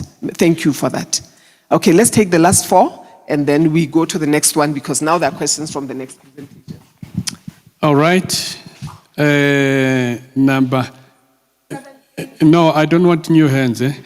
These people who are inspired now all of a sudden. So just hold your inspiration for the. Ask about what has been spoken of now. Yes. Yeah, we will deal with you later. Number 7. Who's number 8? It's you. Okay. Okay, thank you very much for that wonderful presentation. I know for a fact that licentiousness is the order of the day. And looking at the statistics that have been given, something that is worrisome. There's a table that was shown on the new cases. Just want to find out, why is it that the percentage in women is higher than the male counterpart? Is it because these statistics only present those who have seek medical attention, and maybe men are not availing or go to these hospitals and do the test? Okay. Thank you. Number 8.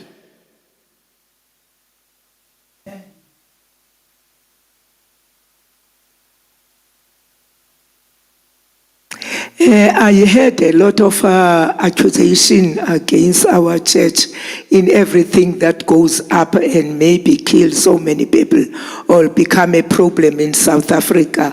For instance, during this time of struggle, I heard so many people said our church hasn't done anything with the struggle. Now we are here, they want us to involve them. Our church has done a lot during the time of struggle. They accommodate the children of the exiles which were withdrawn in the public schools in those days, and they were in our schools by thousands and hundreds. I was thinking of Kangele, which was full of them, and Bethel, and also our school in Port Elizabeth, and in Grahamstown, and in King Williamstown. Let me go over in that part. After a lot, when those people were helped, they said the church hasn't done anything during struggle. And also during the time of this HIV and AIDS, we are saying the church has not done anything with this. There were so many prayer bands who were praying with the people who are HIV and AIDS. I even remember at Dorangins that there was a full ward of people. They were sleeping in mattress. The women's ministry went there time and again to pray for them. This is the help that we have. Our work is to pray. Our work is to preach the gospel. Our work, we have no injections. That is not our work. Our work is to pray and also to do the medical that we are doing now. If they want us to be engaged in this, they can tell us to be engaged with our herbs and everything in this thing. Some of these herbs during those days were expelled as a black thing that is want to be involved in this healing of people. They didn't want people to get in. They want people to get in just because there are these black Nyangi men who want their right to get into. What else do they want us to do? Because our work is to pray, and we are doing that. Okay, we can do more. Number 9. Where's number 10? I see 3 hands, but yeah, I think there's been a problem. Umama looked to Koluma because Umama was number 8 and I was number 9, yeah. And I was number 10. I think Umama to Koluma was not recognized. She was not recognized. Yeah. Okay, the commandment says This one is number 8. Is this? That's number 8. Okay, go ahead, Pussy.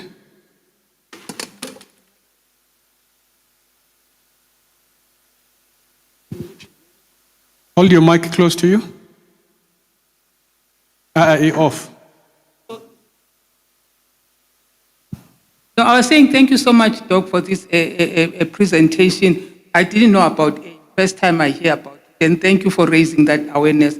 And my question was, you sort of answered it, that because my question was, how do you ensure that the work that you filters down to the churches, to the local churches, because I hear you doing at different places, in different places, and then I saw the beautiful strategies that you presented. Also, my question or comment was that, are you able to train people that are interested in doing this to implement those strategies? I saw them that, these are compact and strategies that can be easily done without a lot of money that is needed. It's willing people who are going to say, okay, I'm interested in being trained to be able to implement those strategies. Thank you. Okay. Some of you are speaking prophetically. Yes. All right, number 9. Well, thanks, Mfundis and Doc. Mine is, what's the Doc understanding on male circumcision? Because this thing is quite spreading, even the government is funding doctors. It's been done free of charge. Okay. Yabona. So they say it's preventing HIV. Okay. So we don't know if it works. All right. And number two, maybe it's a bit controversial. Pastor Dr. Laguno on Monday alluded to the fact that the time is coming where the church is going to force to accept people, same sex. Since we're speaking sex, I thought I must raise this one. Same sex people with same sex relationships. Okay. They need to be forcefully accepted in the church as members. Maybe now in Fundis you can help on that one. Okay. Sebo. No problem. Remember we said where there is content, what matters? Context. All right. I think the allusion there was that as the time goes on, the mark of the beast is going to impose things upon us that are not part and parcel of what we espouse. And the question was, when that comes, how are we going to deal with it? And it must not surprise that it's coming. By the way, in some areas, people have been to court. Church members have been taken to court by speaking against that very practice. So it's here. All right, yes, ma'am. The last one. Okay, I'm Nimrod Opande from Kenya, a medical missionary. Thank you so much for elaborate statistic that has helped us to know a lot. My question is, AIDS prevalence is more common in Africa, more than the Western nations, or common among the blacks, more than the white. Could there be a reason for that? The second question, you are talking, or people are doing a lot of research and working a lot on how to prevent the spread of HIV/AIDS. But we also know that a disease cannot come from without. Is there research that has been done on actually what caused this virus of HIV/AIDS? Because from the social media, there have been rumors that some of these viruses were just made from laboratories. What was your point of view? Okay. And then the last one. Yes, all right. Last one. You have another one? Yes. Okay, go ahead. In most cases, research on HIV/AIDS and management, because so far we've not heard of treatment, is only limited to the conventional people. Other diseases, like in our country, maybe it only happen in our country, is open. You can do research on traditional medicine to handle different diseases and are accepted. But when it comes to HIV/AIDS, it's only limited to a certain group of people.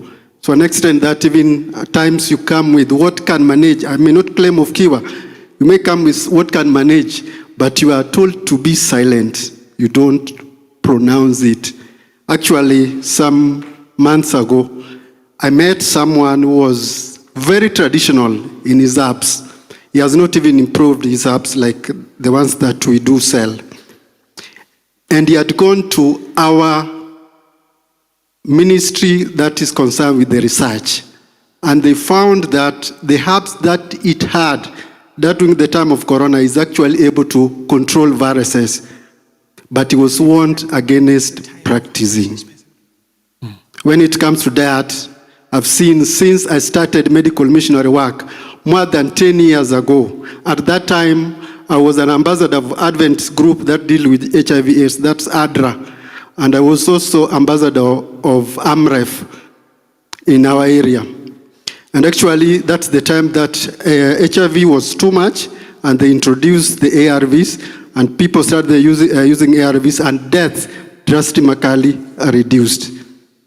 And for the people who had, we were able, because we were doing home to home, when we introduced diet and medical missionary work, up to now, you can still not know that they had HIV/AIDS if you are not told. But now more than 18 years ago. Yeah. Okay. All right. So what we're going to do going forward, because of time, if you have further questions, just write them down. We'll find a way for you to get the answers that you need. And please, let's limit the questions to one to accommodate more people. Okay? Okay, thank you very much. The challenge with many questions, when I said we take 3, 4, I imagined it was one question per person. Now when one person has 3, by the time I get to the 6th one, I too have forgotten what it was. But let's try. Let's start from the back because yours are still fresh on my mind and I'll work my way through the memory lane. The statistics I'm giving are regional, not racial.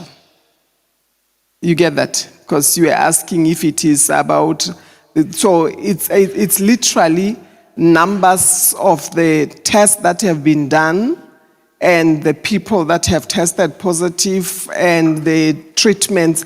Some of the places, somebody maybe has not tested, but they end up with the diseases that are age-defining. So why I'm showing you this, that graph there is that it is showing regions. And it has not been broken down to say within the region which race. There are other data. I haven't brought it here. I didn't know I would have to answer that. But there are places, in, like, for example, when you look at the red space, which is the one that is in Africa, that's where we are finding out most of it. It is sexually transmitted or mother-to-child transmission. In the other places, it's a mixture. And when you go to European side, you'll find out that now you are talking about same-sex transmission, which we desegregate. This is heterosexual, the one on our side. If you take that and you break it down in the African side in terms of whether it is same-sex relations or heterosexual, you find that it is still the good old traditional heterosexual relations on our side. But when you go to other places like Asia and Europe, it becomes higher preponderance towards the same-sex relations. And then as for the ones that are spread by needle stick and all the others is low. In some of those areas, there is almost zero transmission to children. Remember, I gave also the statistics there of all the babies that were recorded in a given year, 83% were coming from this side. They almost have got zero transmitting to their children. But no, I have not brought in statistics of what breaks it down racially. So I don't have an answer to that. And thank you from somebody's from Kenya. Like I said, he had not told me the people were coming from.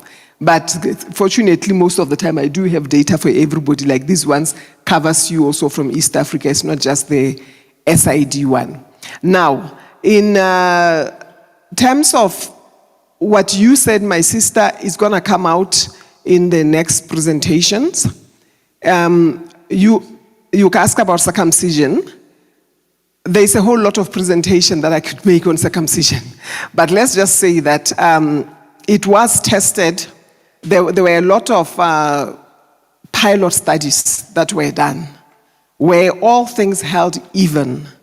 The men that were circumcised had less prevalence of HIV compared to those that were not circumcised in the absence of condoms or anything and just normal life.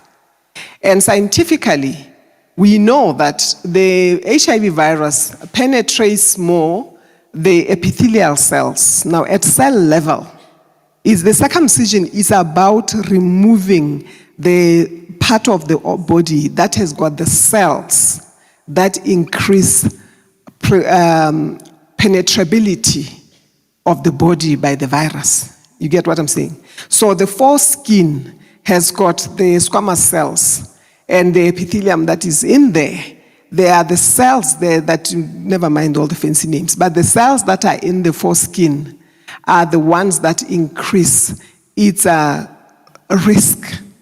So once you remove those cells, the risk drops dramatically. And of course, those of us who are Bible scholars, would understand that God had always had that in mind. And what you would understand is that if it is done the biblical way, it's done on the 8th day. And scientifically, we know that on the 8th day, that is the time where there'll be least bleeding in that territory. The cell differentiation is highest at that time. The healing is faster on the 8th day than when it is done on older people and the like. So the healing and all the other things on any other age, it's not comparable to when you do it on the 8th day. Remember what I said earlier to say, if you have everything else, you go back to the Bible, you'll be surprised. But you shouldn't be, because it's God. He created the human being, so he should be the one who has the real answers to the questions, right? You asked about the female male. I'm not sure who asked about that, but I know it was in this round of questions. You asked about the female male. Part of what I just said is part of that. The female cells in the female reproductive system, on the birth canal especially, is highly susceptible, is penetrable. Unlike the male, where we can remove the foreskin, we can't remove those cells on the female side. So that is part of the reason why the females would be there.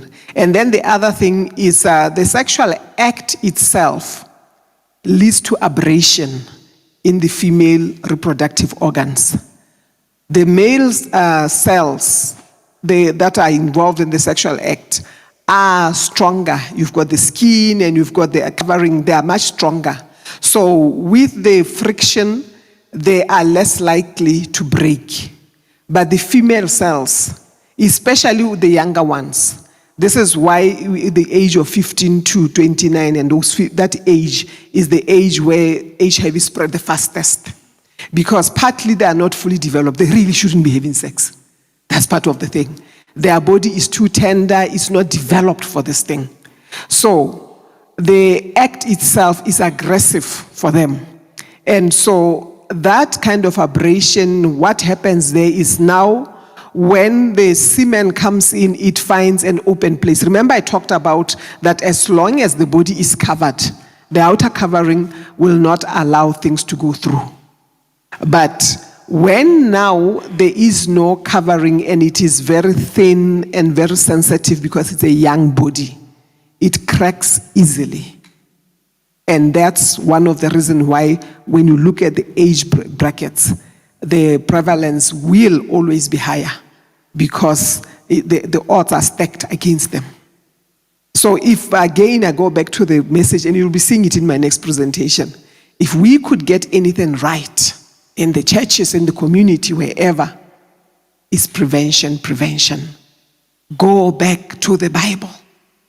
If we could teach our children to hold on, if we could bring back the message of wait until you are married, with the assumption that marriage age is reasonable. And across here, the average marriage age in sub-Saharan Africa is 15. But we've got places like Sudan and Mali where the age of marriage is 10. Now, when you have such a low age like that, you are back to square one. There's some slides that I blocked because they were not part of this discussion, but if you are bringing them up, I could show you that we have some researches that have been done that shows in those areas where the marriage age is low, you have the kinds of problems we are talking about much more. But then there's another bigger problem. According to the laws and our governments, marriage is separate from sex. So separate that the age of sexual consent is on average 2 years younger than marriage consent age. You've got like Malawi, I can say that because I was in Malawi right now and we're discussing this, so I got the ages. They've got the age of marriage is 18, was moved up not so long ago, but the age of sexual consent is 16, which was also moved up not so long ago. It used to be 16 and age of sexual consent 14. In South Africa, you've got your age of marriage. It's 16, 17. It depends on the law that you are talking about. You know, for the boys and the girls, it differs. And parental consent dialogue. The South African law is quite complicated. It's got if and then, so that. But on average, you come out with about age of 17. But your age of sexual consent will be younger. There was once a case when, who is this judge? Because I followed that case, it was very interesting to me. There were people who had put in a lobby arguing for the age of sexual consent to be 12 in South Africa. Some of you will remember that case, eh? Yes. I always remember the words of the judge when he was addressing that. He says, you know, my people, the law is stupid. And the law is not morality. And I think that is very, very serious, because a lot of our laws, even though they probably have started off from the law of God, you know, where God didn't allow killing, then killing was not allowed in the laws. Where God does not allow adultery, then adultery was not allowed. But over time, as we became more and more secularized, then the laws lost the morality. And so as a church, we talk from a moral point of view. But the legislation is not moral. That is why the legislation will say 16 is the age of marriage. 14 is the age of sexual consent. So sexual consent is about you and your feelings and your rights. Marriage now is something else. But we know that for us it's the other way around. Marriage comes, then sexual consent in there. But that's not according to the laws of the lands we live in. So therein lies the problems that we are having. I'm going to request that we go to the next presentation so that we can, because what I'm saying is not answer all, because a lot of the questions you are asking are covered in the next one. He will tell us when we are doing it, but hold on to them. You will find your answers. If at the end of that they were not answered, then we can address that. That's up to you. All right. Elder Jim, as you are coming, shall we all stand, please? Yes. We need some medication. Yes. How are you? Hi. Good. Okay. Some are still sitting down. Could you get up, please? Up a little. Stretch. Stretch. Stretch. Stretch. Stretch there. Stretch there. Okay. Ready? Ready? 1, 2, 1. 1, 2, 1. Catch up. 1, 2, 1. Go. 1, 2, 1. Go. 1, 2, 1. Go. 1, 1, 1, 1, 1, 1, 1, 1, 1. Your hands up. 1, 1, 1, 1. No. Like this. 1. Like this. 1, 1. Go. 1, 1, 1, 1. Stronger. 1, 1, 1, 1, 1, 1, 1, 1, 1, 1, 1, 1, 1, 1, 1, 1, bend. 1, 1, 1, 1, 1, 1, go. 1, 1, go. 1, 1, go. 1, 1, go. 1. My speed. 1, go. 1, 1, go. 1, 1, go. 1, 1, go. 1, 1, go. 1, 1, go. 1, 1, go. 1, 1, go. 1, 1, go. 1, 1, go. 1, 1, go. 1, go. Go. Okay, stop. Okay, here. 1, 1, 1. Make sure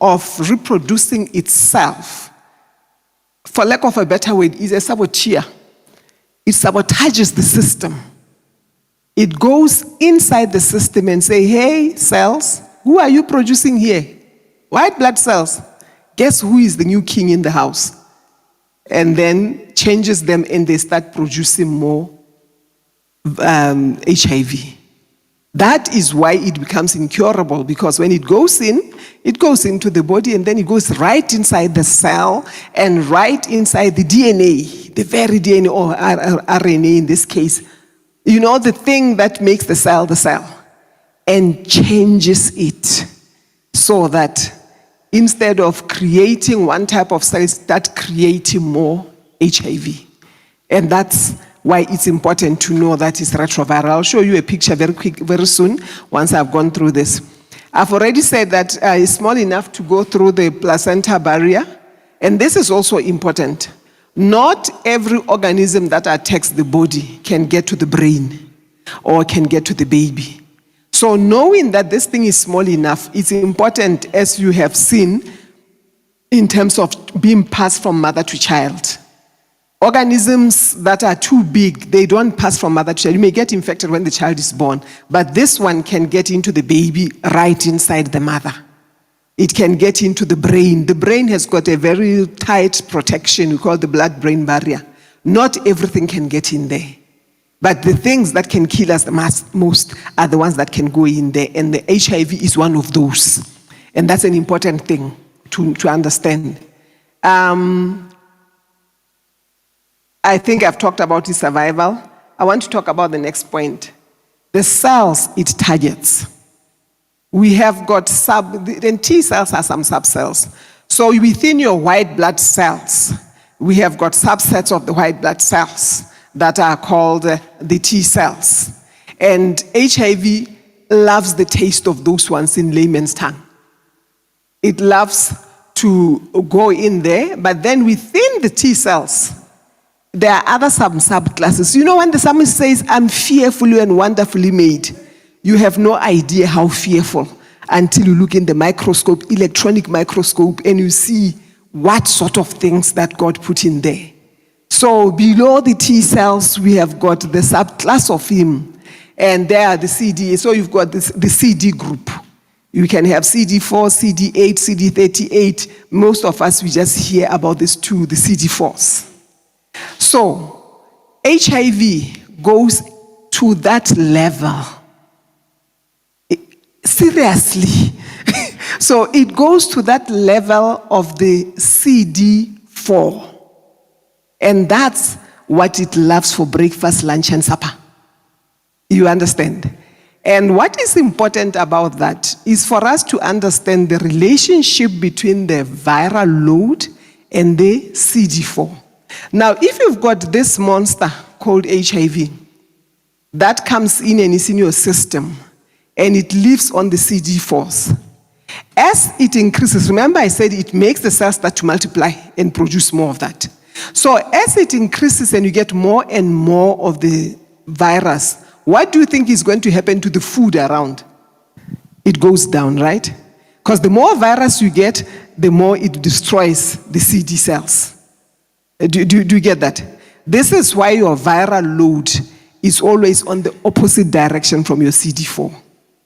So why when we are treating, we measure your viral load? The viral load is simply put, your blood is taken and they measure, literally count, the machine counts, how many copies, how many pieces of HIV are found in 1 milliliter of blood.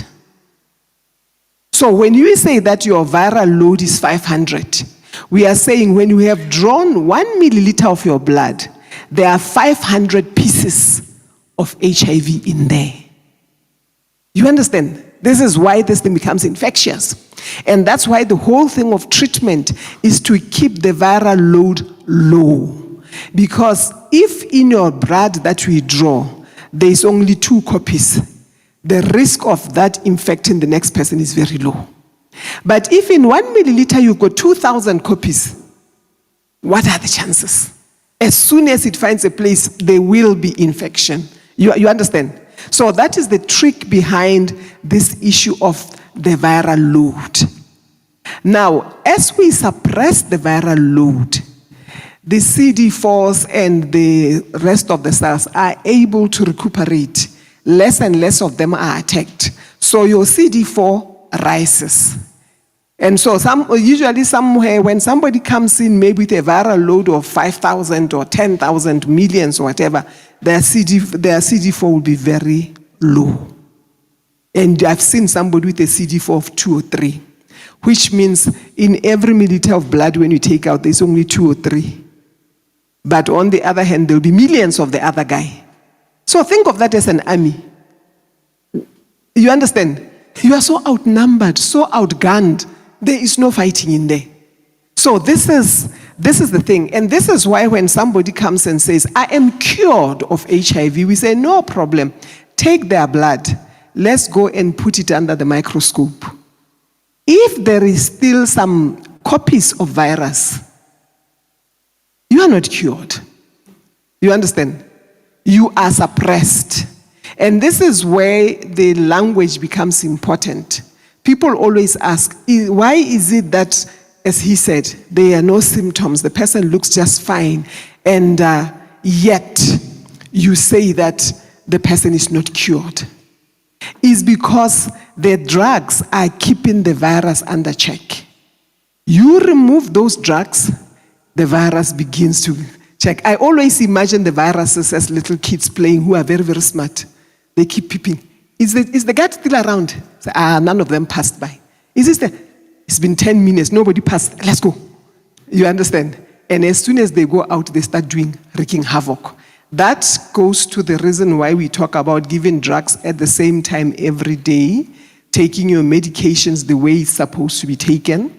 Because when you stop for a day or two, those naughty kids are like, hey, there's nobody around here to stop us playing around. And they go and you begin to get the spikes. You see that?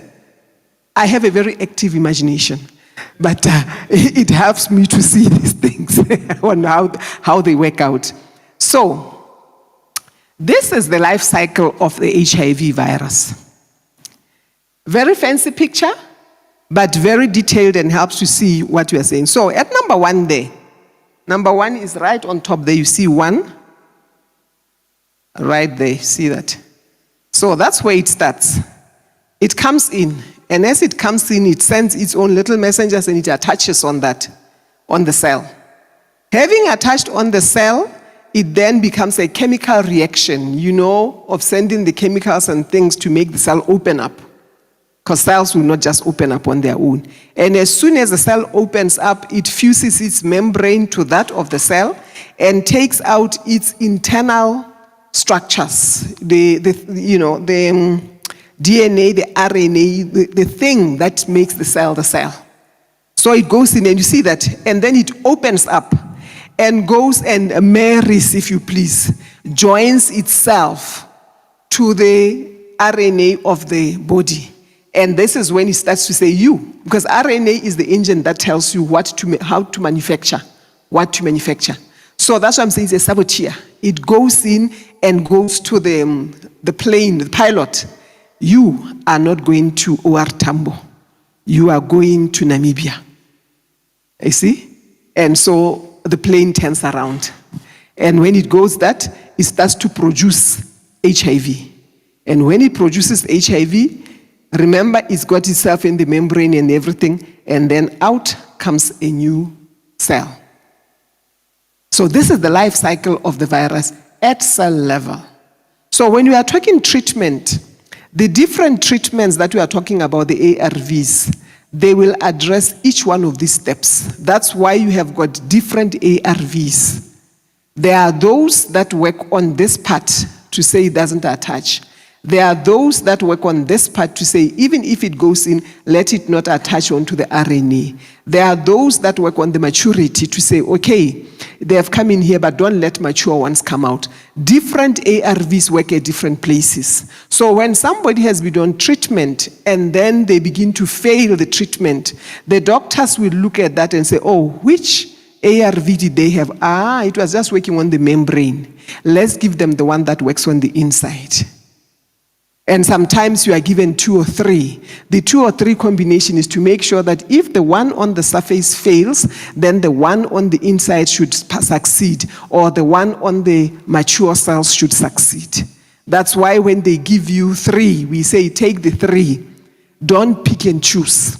Because if you pick and choose, you have just given the virus a chance. Because different drugs work at different places. And that's another reason why you cannot go and share. Because in taking the other person, you may take 2 drugs that are doing exactly the same thing. When your drugs say, mine of this is finished, can you give me the other one? They're not the same. Okay? So I was hoping that looking at this may help us understand the context of the whole thing. Now, we will get a little bit better back on this in due time. So from us as AIM, and I've already talked because I've had the previous presentation, our focus is really prevention. We understand these other things, but we are looking more on prevention. I'm looking at this because there's something wrong with my slides. There's a slide that I'm missing. Oh, yeah. I should have, sorry about this. This slide, that's the one I was looking for. I'm not so sure how they got mixed up, because this was supposed to have been, never mind, we are already here. Let's just not confuse ourselves. Okay. We'll continue. You remember that cell when I get there, I'd put them side by side. So, if you think about it, even though we are talking about HIV as a big problem, and it is a big problem. South Africa, we are talking 9 million people. That's huge. But how many people are in South Africa? It's almost 60 million. So, the group that's positive is small. The group that's negative is bigger. Now, if all our efforts are going to focus on the positive people, that circle is going to keep growing bigger. You understand? I'm talking about the reason why prevention is important.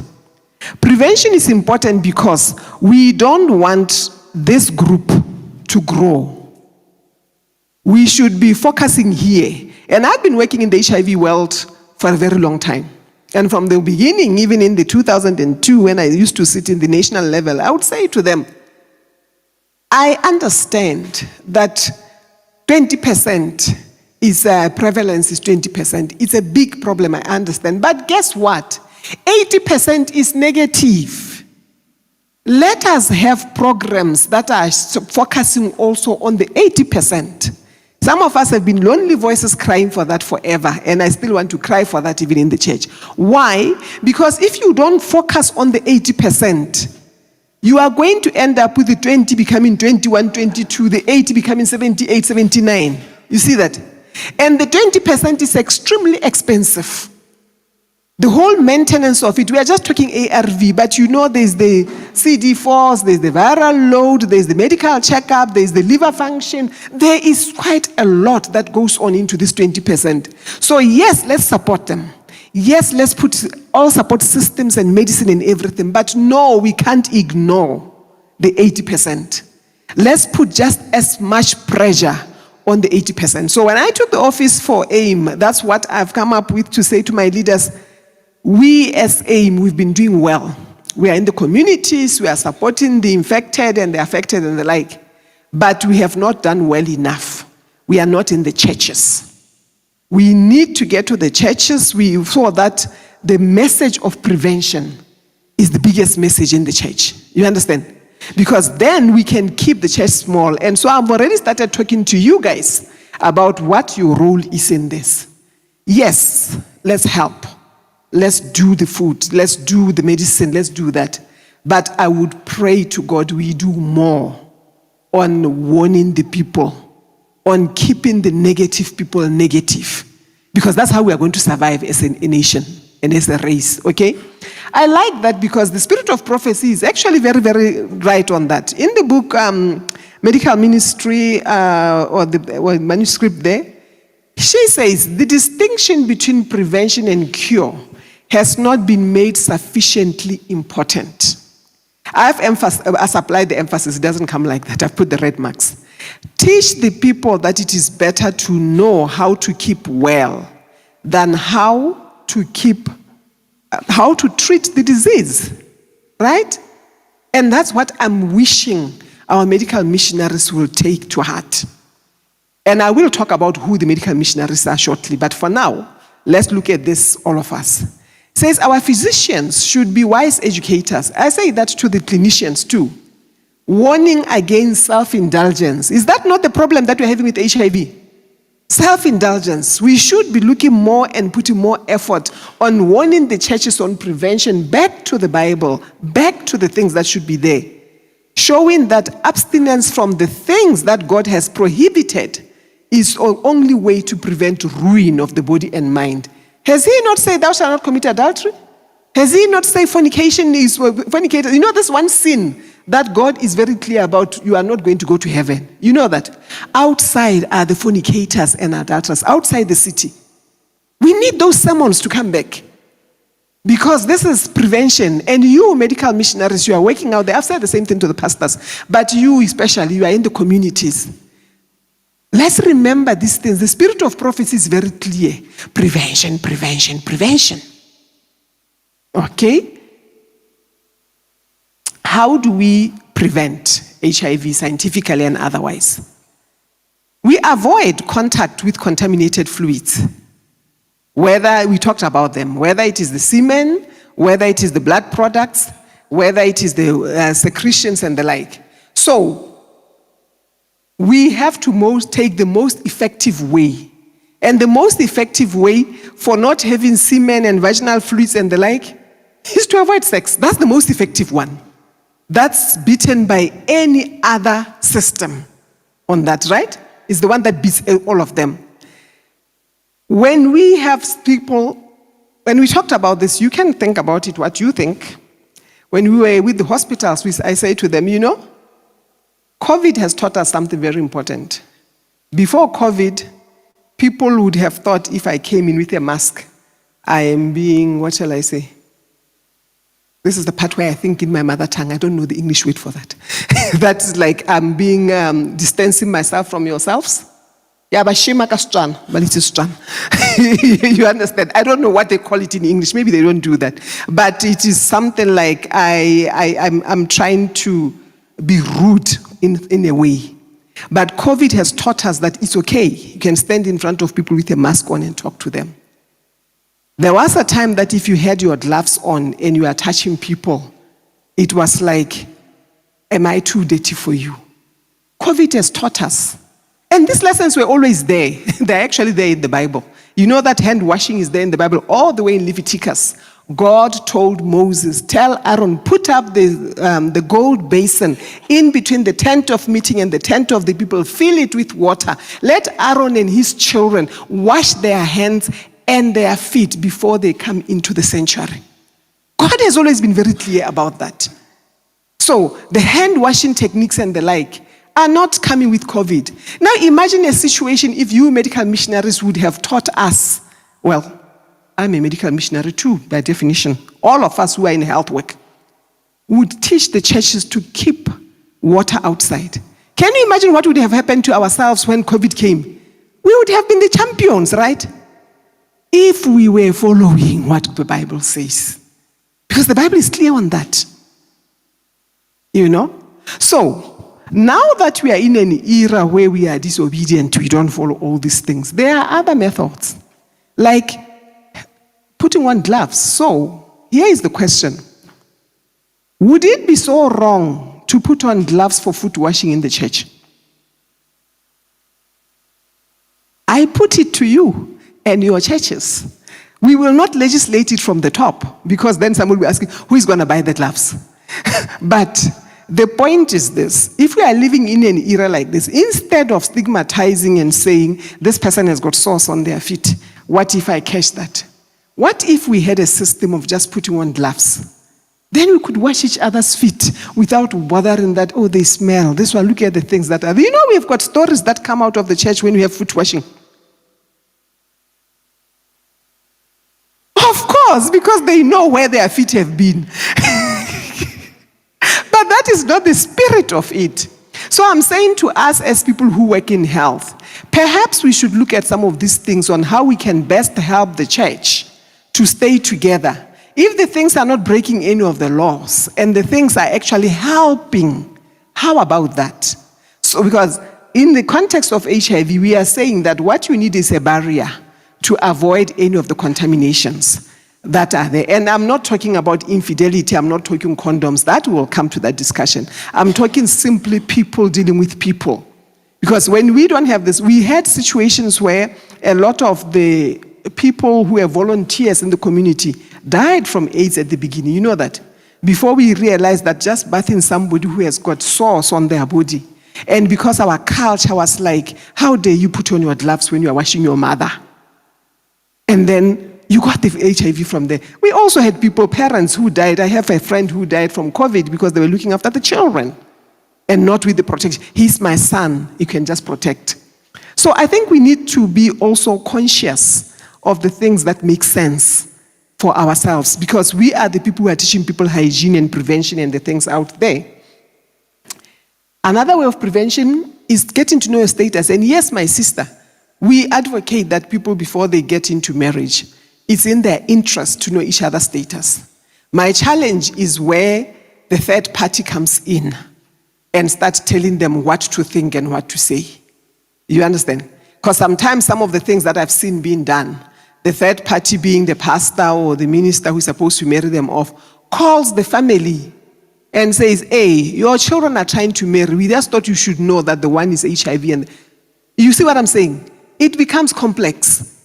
And so we agree that people should know what they're getting into in all aspects. But they should also be careful to preserve the dignity and the secrecy, whatever else it takes, because this is personal on that. So we are saying, yes, my brother, it is important and necessary, actually, that when you have your health exposed, have the HIV testing kits there, if you can afford that, so that people can know their status and then behave accordingly. But have measures in place that the results that are being given are given properly. The person is counseled accordingly, because some people can get a shock from there. You know, all the other relevant things that need to be done to preserve this person's dignity and integrity should be put in place. And when you have done all your testing, make sure that the right person who is responsible is the one who has got the results.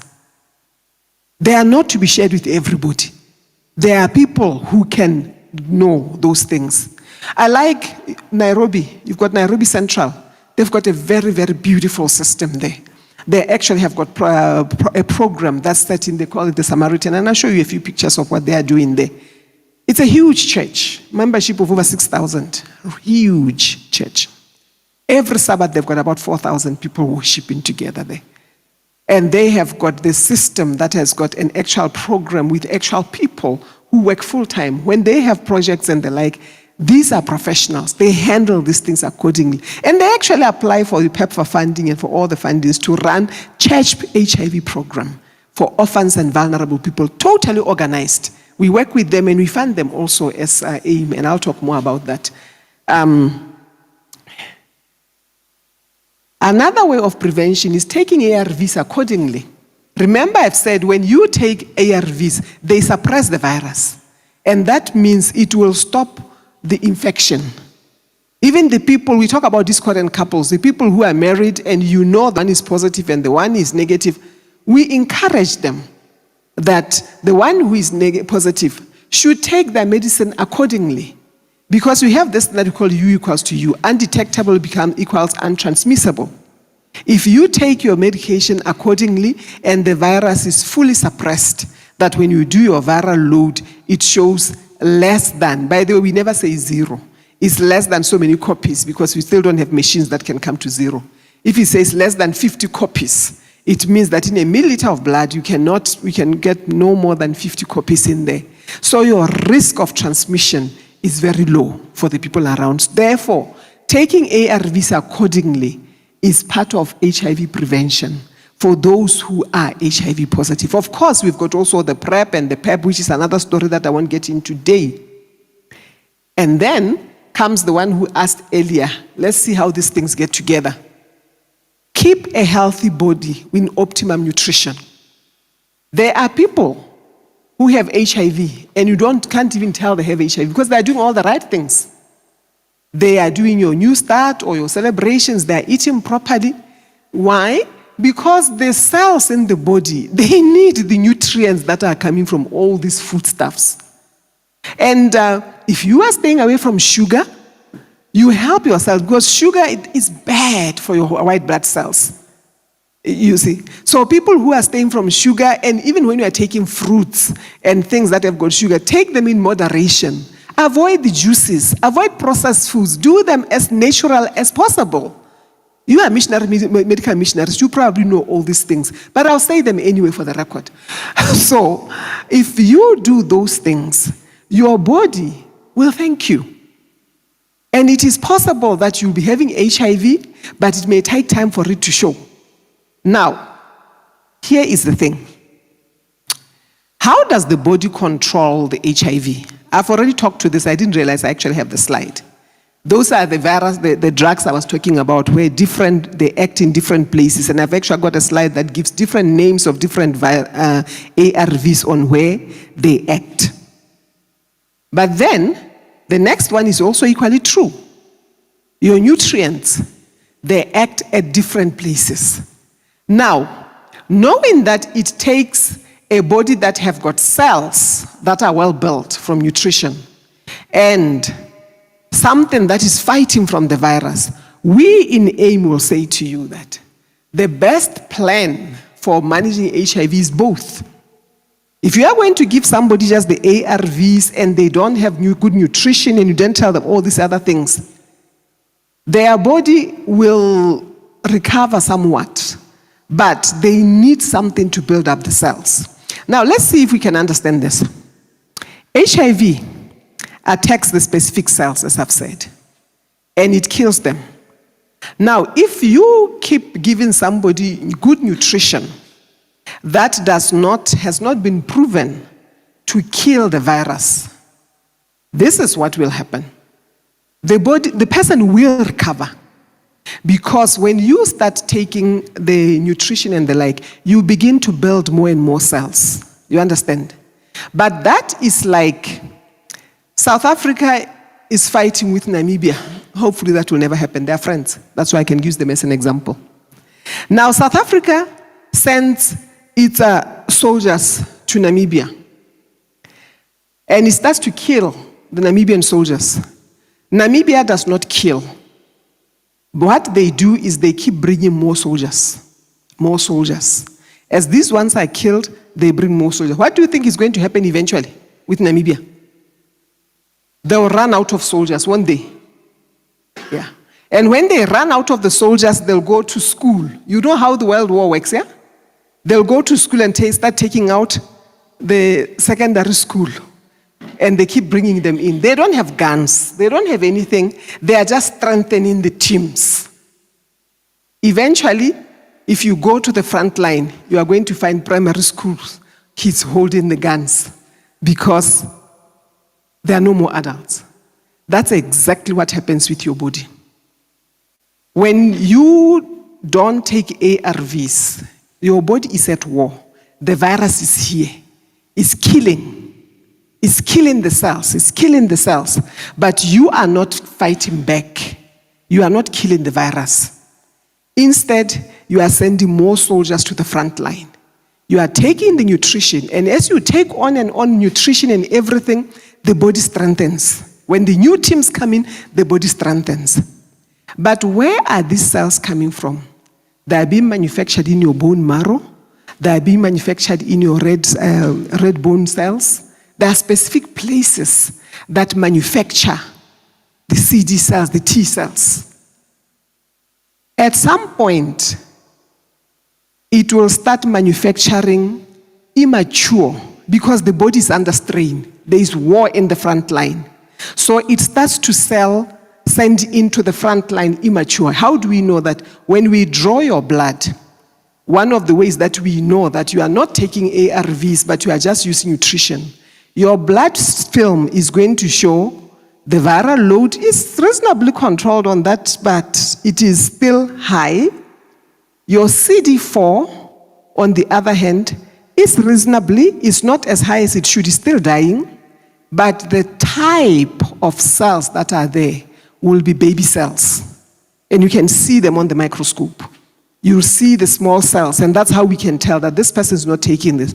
And if that continues, that kind of person, the day they collapse, even if you give ARVs and the like, they can't. And what you are going to find is your spleen will be swollen, the places where the cells are manufactured. Why? Because the factory is overworking. There are no soldiers in the front line. So the factory is pushing as hard as it can to produce new and new and new cells. But it can't keep up. No amount of nutrition is bringing in. And this is why you get a situation where this person was just fine.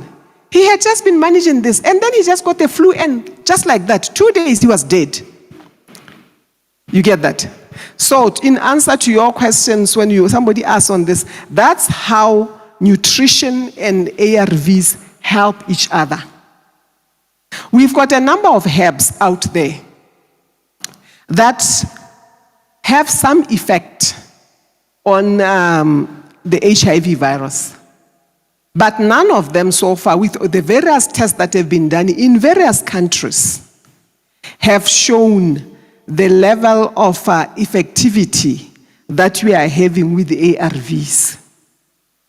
And that is where the challenge is. That is why we say, if anybody knows anything, and most countries say that, they have systems in place that if you have or you know something that you believe can work on this, bring it so that it can be scientifically tested. The scientific testing of it is to expose it to the virus in the conditions that all other chemicals are exposed to, and see if it will actually kill. We know that there are some herbs that will slow down the virus, and that's not new. Because even when we are talking with TB and we are talking with a lot of things, we have got what we call bacteriostatic, and we've got what we call bactericidal. There are some things that by their chemistry can slow down the bugs in the body. And there are some things that can kill them. So we need also to be understanding when we are saying this thing is helping with HIV, at which level is it?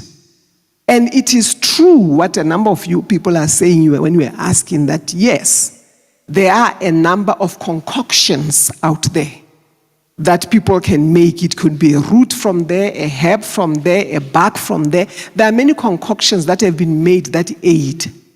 But so far, in the tried and tested literature that people are looking at, we don't have anything that is actually to the same degree as the ARVs. But we do know that we have people who have been taking the herbs, as long as you are taking them and also using the nutritional side of things. Even the ARVs, if you are just going to take them alone, like I said, if they can weaken the body. At the beginning, we knew that there were people that you would say, don't start the treatment now. And you remember there was a time that we say, until so many copies, until so many copies. Part of it was that ARVs were killing people faster than the HIV. And that's because if your body is so weakened, remember these are drugs, when they come in, they have to be metabolized. They have to be eliminated from the body in the liver and the like. If the body is so weakened, when you put a load like that, it may not handle it. So for me, I'm not for the Western or Eastern or whatever medicine. I talk chemistry. Your body is made of chemicals. And the chemicals will react whichever way to the chemicals that they come in contact with. Even the food you eat, it breaks down to chemicals. You know that. You take the fruits, the liver goes down, it breaks that down into glucose, and the body can use the glucose. The body doesn't say, where did you come from? It looks at the chemical composition. It doesn't care whether it is as a herb from a tree. By the way, more than 90% of all the drugs that we have come from the herbs and come from the plants. They come from natural places. So things that are done are to extract them so that they can be useful. Somebody looks at that and says, which is the active ingredient? And they extract that. In the process, you gain something and you lose others. Because in the process of extracting that plant could have was working maybe on 2-3 different places. Now it will work on one. But on the other hand, you gain the reality that you know exactly where it's going. Because when you took it as a herb and it could work in 3 places, you may be focusing on the liver, but it is also acting on the stomach. And you don't know what it's doing to the stomach. You see that? So that is part of the big differences that is in there. Of course, many times on the processing side, they also add other things. But most of the time, not all of the time, and this is the problem we are getting with drugs from other places, if the regulations are working correctly, the regulations should actually tell you what other effects you can have from these other drugs. Something that we don't always get in many of the herbs where people are just using them on their own. But now in other places, regulations are coming up that even for herbs, when you are going to come up and say, this plant here can be used this, be able to list all the properties. And when you go online, you can find a lot of places people are listing that. Be able to list all the positives and the negatives of the plant. Because the plants, even themselves, good as they are, natural, just when you pluck it from there, it's got its positive and it's got its negative. Because they will act on different parts of the body. You understand? So, I hope that addresses what somebody else had asked. As I said, you are little prophets here. Now, I've developed this little model. I like to use it about talking about medical missionary. I call it a health condition continuum or management. That generally, what happens when somebody is not feeling well? Picture this. It's 3 in the morning. A baby wakes up and is running a fever. What would usually happen? The mother would go and touch, hey, little Johnny is running a fever. Who is the first person she's going to contact? The husband? What? Is that what happens? 3 in the morning, will you call a doctor? Who is the first person you are going to contact when the baby is running a fever? The father, if the father is around, right? Yes. I just went in, I checked the boy is running a fever. What do we do? And it's 3 a.m., you are out in the villages. Who is the next person you are going to call? The grandmother. It is the grandmother or the auntie, right? So by and large, the way we handle diseases, when the disease first comes, is the family. The first respondent of anything is the family, right? Before you call the doctors, before you call the nurses, before you call anybody, you will call the family.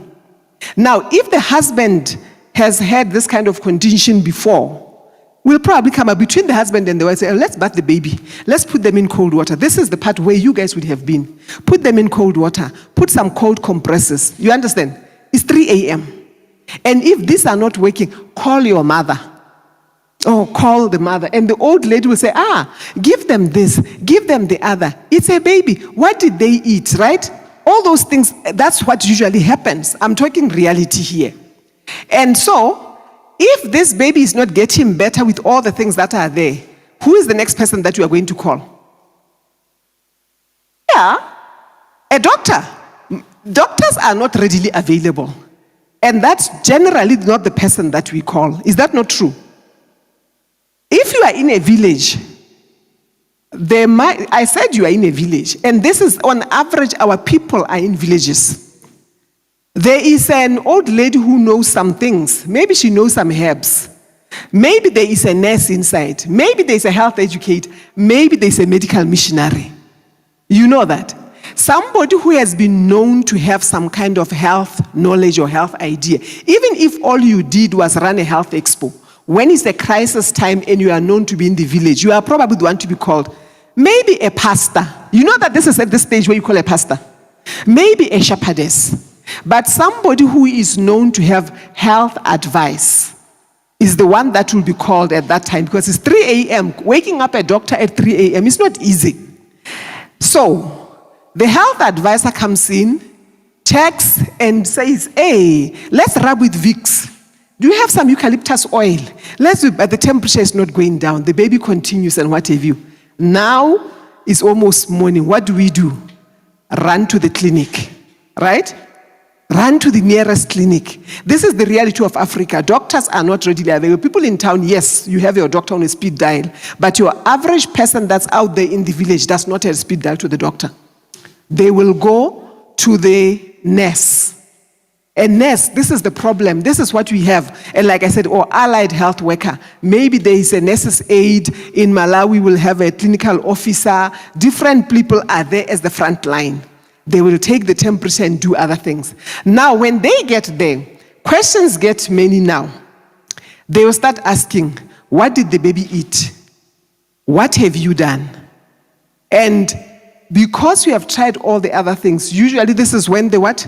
The tests come in. Maybe it's malaria. Maybe we should run a blood malaria test. Maybe it's this. Do you see that? At the nurse.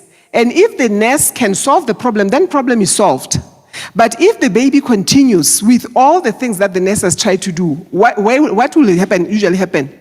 That's when the doctor is called, right? Then you will get a doctor. So the doctor, I'm saying a GP, the frontline doctor. She comes, he gives the medication, he does this, that, and the other. The baby is still not getting well. Who then gets called? A specialist, right? That's when you call a specialist. Now the specialist, we are expecting them to be able to do something. If there's a tumor, they can remove that. Do you realize that all these people are having a part to play in the health of this baby? That's why I call it a health continuum, because truth be told, that is actually the process that happens in our homes, in our villages. So I say all these people can be and should be medical missionaries. And the spirit of prophecy actually says so. And I have some of the quotations, but when you look at Adventist home, Mrs. White expects that the mother should know some basic physiology, because these kinds of situations happen. So your training with medical missionaries and everything should be going on to the mothers.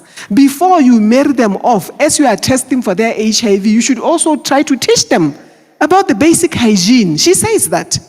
Basic hygiene, basic anatomy, basic physiology. She says that the women should not just be good at making dresses and making their house look beautiful. They should also know this, because they are the medical missionaries for their family. That's where the medical missionary work actually starts.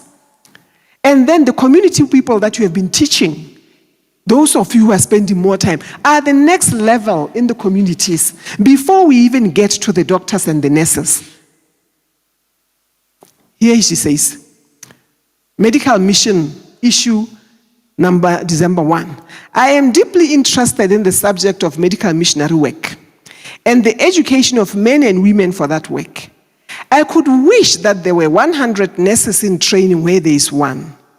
It ought to be thus. But men and women can be so much more useful as medical missionaries than as missionaries without medical education. Do you see that? If I go back to the picture, this is how I define it, that the people that are in the first part, the family and the health advisors, they are non-clinical missionaries. But we are all medical missionaries. You realize that? And they have got nature's remedies. And by nature's remedies, I'm talking about your new start, your celebrations. I'm not talking about giving drugs or anything like that. The things of wash the baby, put the water in there, drink more water, exercise, all of that. All of us, including the medical ones, should be able to know that. But from the level of a nurse going forward, they are the clinical ones. They are the ones now who must have this. The problem we're having is the nurses and the doctors have left out the other side. You know, the side of prevention, the side of water, the side of nutrition. More often than not, that side is not brought in. And we are just pushing this other side of remedies and the like. So it's okay that they are taught that. There are things that will take time. There are things that must be emergency. If somebody collapses now, and they are able to be given emergency surgery, we should be able to give emergency surgery. In fact, if you look at the sanitariums that Ms. White was right, it was a group of practices. There was surgery being done at some places. There were the prevention things were being done at other places. God has always looked at this thing holistically. It was God who told Isaiah to go to King Hezekiah to give him what? The leaves to put on his boils. And it's not like Isaiah could not go and pray and prophesy. If he could tell the man to have 15 more years and to tell the sun to stand still, he could have told boil, go away. But for whatever reason, God chose to use some means for us to know that means can be used. You know, even Jesus, sometimes he will tell people, go wash. But other times he will sit there and actually mix the mud and actually apply. Jesus could always tell diseases to go away. But I believe that he was trying to show us that there are many, many ways that we need to tackle this, because the Bible talks about those things. So, I told you they're all missionaries. Look at this one. Testimonies, volume 9, page 172 says, let the minister, the pastor, who have gained an experience in preaching the word, learn to give simple treatments, and then labor intelligently as medical missionary evangelists. Did I not tell you we are all medical missionaries? We've already said that the people, the general people in the family, now he's calling for the pastors. They are medical missionaries. They should go learn. But do you realize that he says learn? Don't just go there and just start jumping into it. Learn. Let little companies go forth to the work to which Christ appointed his disciples. Let them labor as evangelists, scatting out publications and talking of the truth of those they meet. Let them pray for the sick. My sister said that we prayed, ministering to their necessities, not just with drugs, but with nature's remedies, and teaching them how to regain health and to avoid disease. That's the spirit of prophecy talking there. To pastors. He's not sanctioning them to go give him medication, go give him sanctions, go give him... No, they should go there and do their part. Look at this one. Ministry of Healing, chapter 8, paragraph 1. The true physician is an educator. He recognizes his responsibility not only to the sick who are under his direct care, but also to the community in which he lives. He stands as a guardian of both physical and moral health.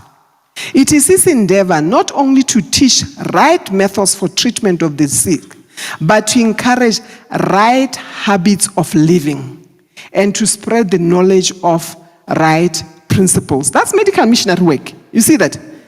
He's not just looking at the disease. He has got to look at the prevention. And this is now the physician. That's why I'm saying we are all there. Called to medical evangelism and health education. He says, the Christian physician has a high calling. With his fuller knowledge of the human system and its laws, he's in a position to spread the gospel of salvation with much more efficiency and power.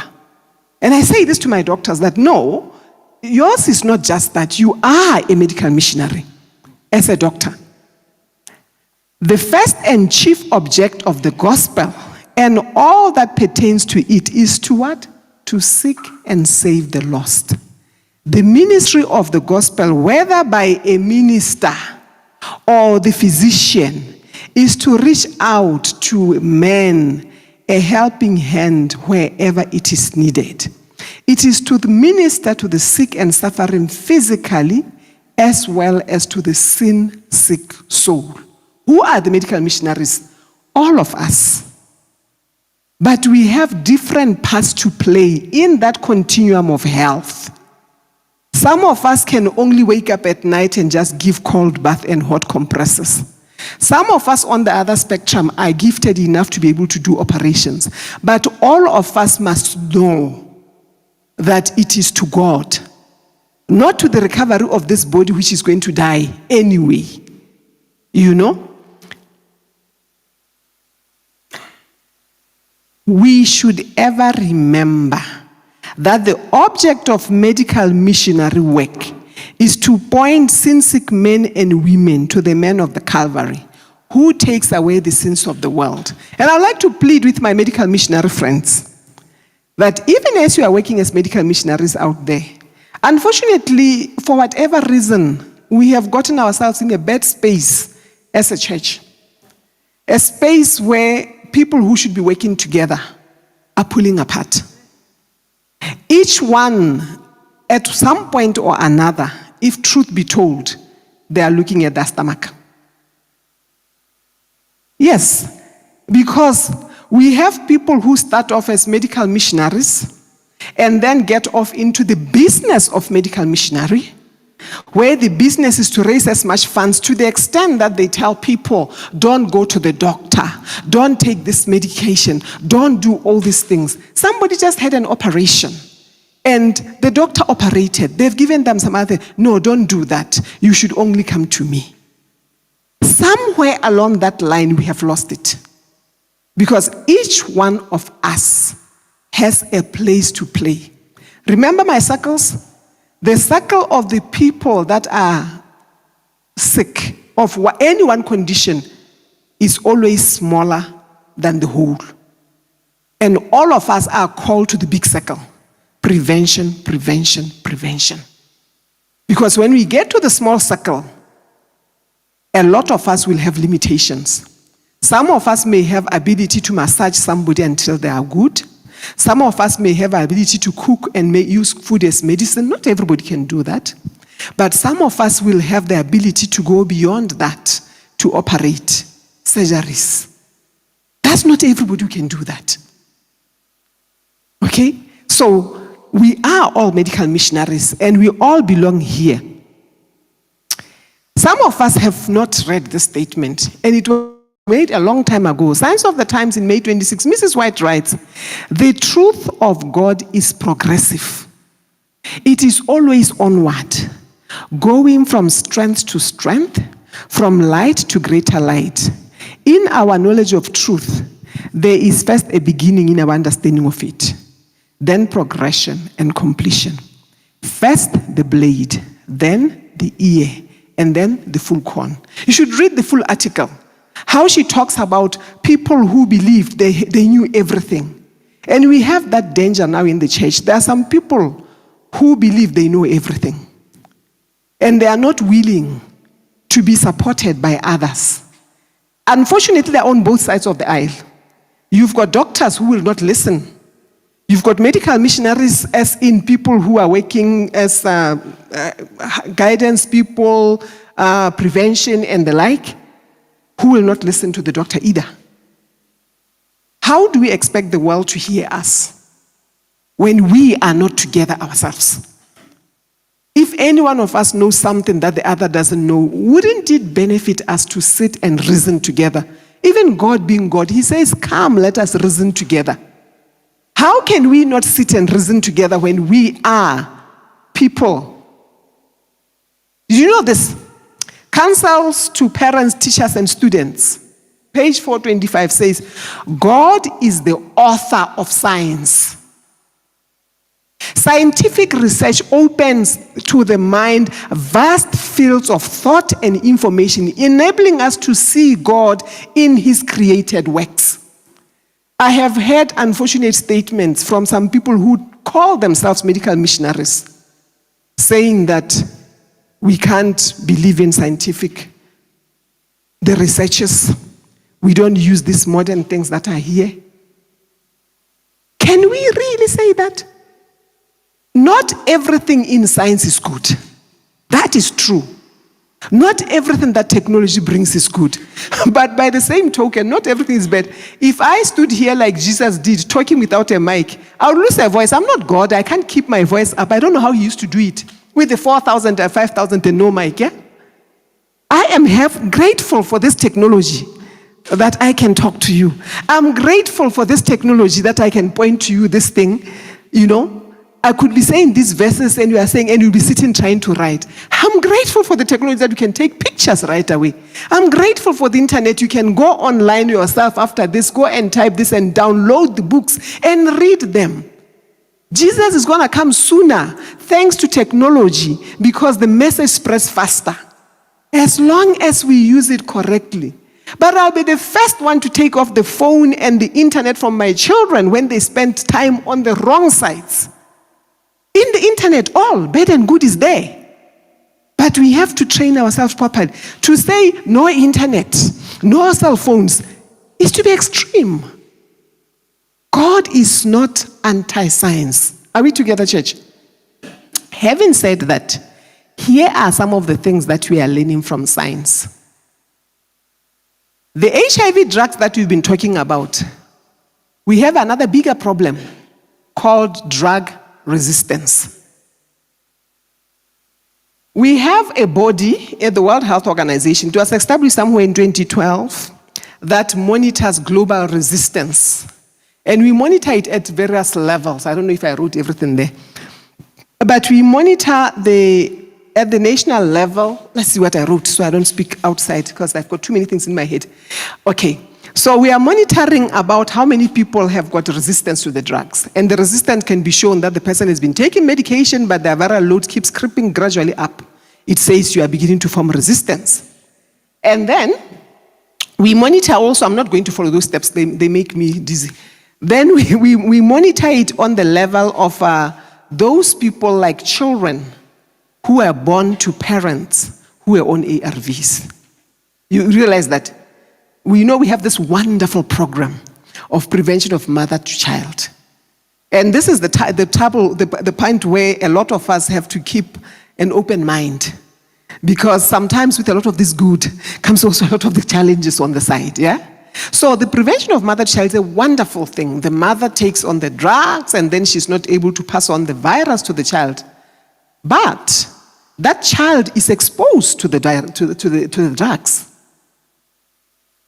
So we need to kind of monitor that.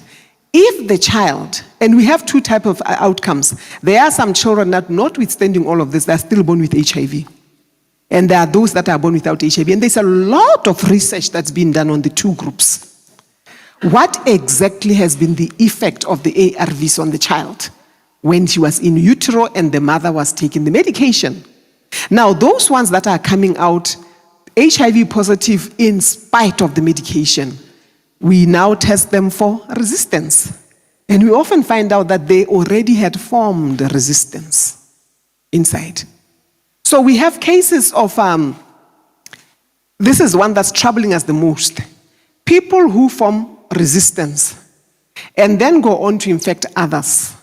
They infect them with a resistant bug. So if you have got first line of treatment that you could have been treated with, and you are infected by somebody who is on third line of treatment, you will not respond to first line of treatment. It will go on to the third line. That is why now we are saying as professionals, we need to be fighting this resistance in all ways that we can. And then we have got people, of course, right now as scientists, we are pushing the issue of pre-exposure prophylaxis. For example, in cases where a couple is discordant and they want to have a child, we do put them both on ARVs. To make sure that, because now there is no condom being used here, to make sure that the one that is HIV negative, especially if it's a woman, that she doesn't get it. So, which means the man is on ARVs. And he is as suppressed as possible. The woman is not on ARVs. She is HIV negative. But her risk is high because they're trying to have a child now. So, she is put on ARVs. To make sure that in the event, hopefully unlikely, that she gets the virus from the man, she would be protected. Now, that is pre-exposure prophylaxis. It can happen that later, for whatever reason, she catches HIV. The question, this is why that surveillance is run. How many people who have been exposed to ARVs before they met HIV are then infected with resistance? You realize that? Because it means that if she ever gets infected, chances are that the body already knew ARVs. Remember I told you these little things are smart. The one that can penetrate would be a resistant one. So we monitor and they monitor all these things. And these are the findings that we have. This report is published every 5 years. The latest one that we have is 2021. It's as high in South Africa as 23%.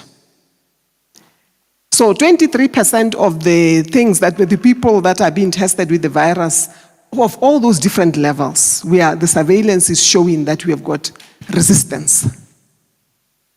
Now, ARV resistance is a big problem because it's going to throw out the man from KZN if he's still around.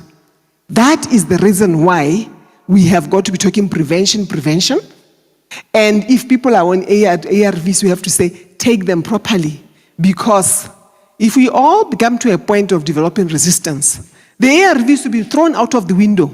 Scientists have to go back to the drawing boards. Why would people form resistance? These are some of the many reasons. I don't have all of them. I couldn't have all of them. So when the virus is given opportunity to mutate while the person is under the treatment, it could be firstly because of access. And we are going to see a lot of that with this new thing of the PEPFAR issues and the like, right? Supply chain issues. Many of our people are in rural areas. And you go there, you've gone to clinics, and the drugs are not available, right? They're still coming, something has happened. So because of that, then you don't take medication for a week, come after a week. That week, you have just given the virus an opportunity. That's what it means. Or you go to camp meeting indeed. And then we've got socio-economic factors, which is where AIM comes in. We have many places where people are willing to take the medication. They just don't have transport. Sometimes it's as simple as that. Not that transport is not running. You don't have the money to get on the taxi to go to the clinic. And the clinic is some 15 kilometers away. And I'll talk to you about some of the projects. This is where AIM now comes in, where we try to assist those people. Because it's real, people. It's really real when you are out in the community. And some people just decide to stop. You know that. Because I'm tired. Yeah, they say, exactly. I feel well. Like my brother says, I look so good. How can you say I don't have this? By the way, you will look that good because your body is beginning to rebuild. In direct answer to your question. When you are on ARVs and good nutrition, you are now beginning to rebuild the body. And when it rebuilds, all those infections that were bothering you start to go down and you will look very fresh. That's how the ARVs help you in direct answer to your question. And then we have got this one, social and religious pressure. And I'm going to talk a bit to that. And then there are people who don't take medication when visitors are around. And if they get visitors too often, they will not take medication too often. Sometimes it's as simple as that. There is this study that I'd like you to take a picture and go and read because it affects us as a church and some of us as medical missionaries. Research has indicated that religiosity contributes significantly to issues of testing, not starting ARV, or defaulting treatment, thus not attaining suppression. Look at those studies that are there. There are studies that show that, and we have actually seen it experientially in the church. Somebody will start on ARVs and is doing very well, and then the brethren come to pray with the person. And they tell them how the ARVs can only suppress, but God cures. There is a lot of truth in that statement. God cures. But who are we to decide on whether he's going to cure or not? And then the brother is told, as a demonstration of faith, stop taking your ARVs. And they stop. And the people pray and pray. The more sick the person says, the more faith he's supposed to have. I'll leave that with you to decide on whether this makes sense or not. But I know for a fact funerals that we have attended of Adventists who went this route. I've attended also funerals of Adventists who say, this is a house of prayer. That virus cannot come in here. Can you open this for me, please? And so, as the person is deteriorating and the tests are coming, they say, no ways, no way, no how. So as medical missionaries, please, education, education, education. That's why I'm taking the time to show you about the virus and the science behind.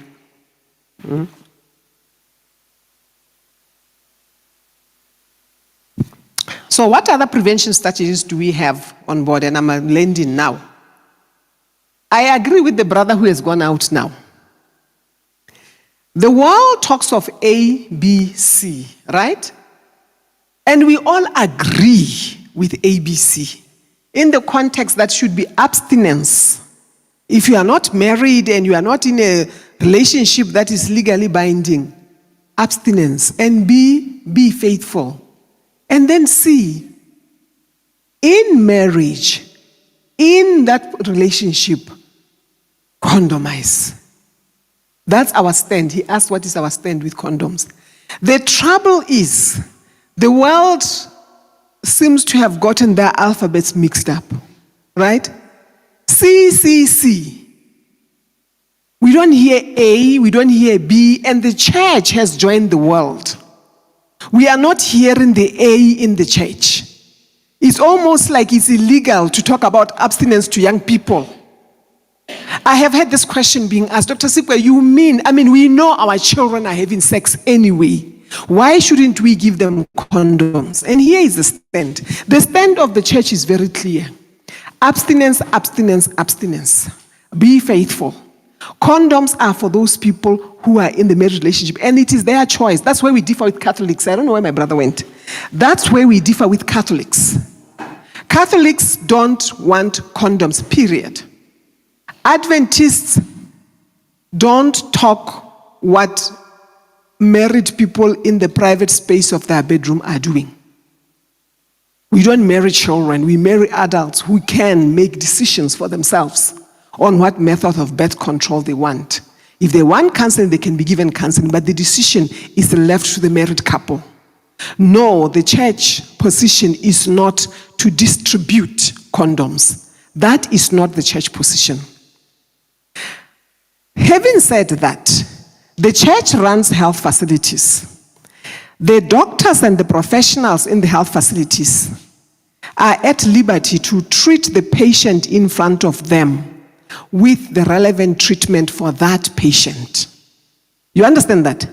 A young person comes in, has got sexually transmitted infection, and tells you that I'm sexually active and I'm in this relationship and what have you.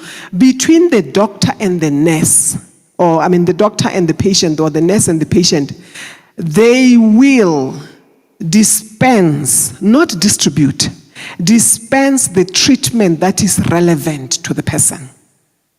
If the person needs to be given condoms, they will give them the condoms. The condoms are being given not to a teenager to go and run wild, but to a person who is sick for their condition. Do you get the difference? So, we don't question what the doctors and nurses are doing in their room because we believe they are trained to dispense all sorts of stuff.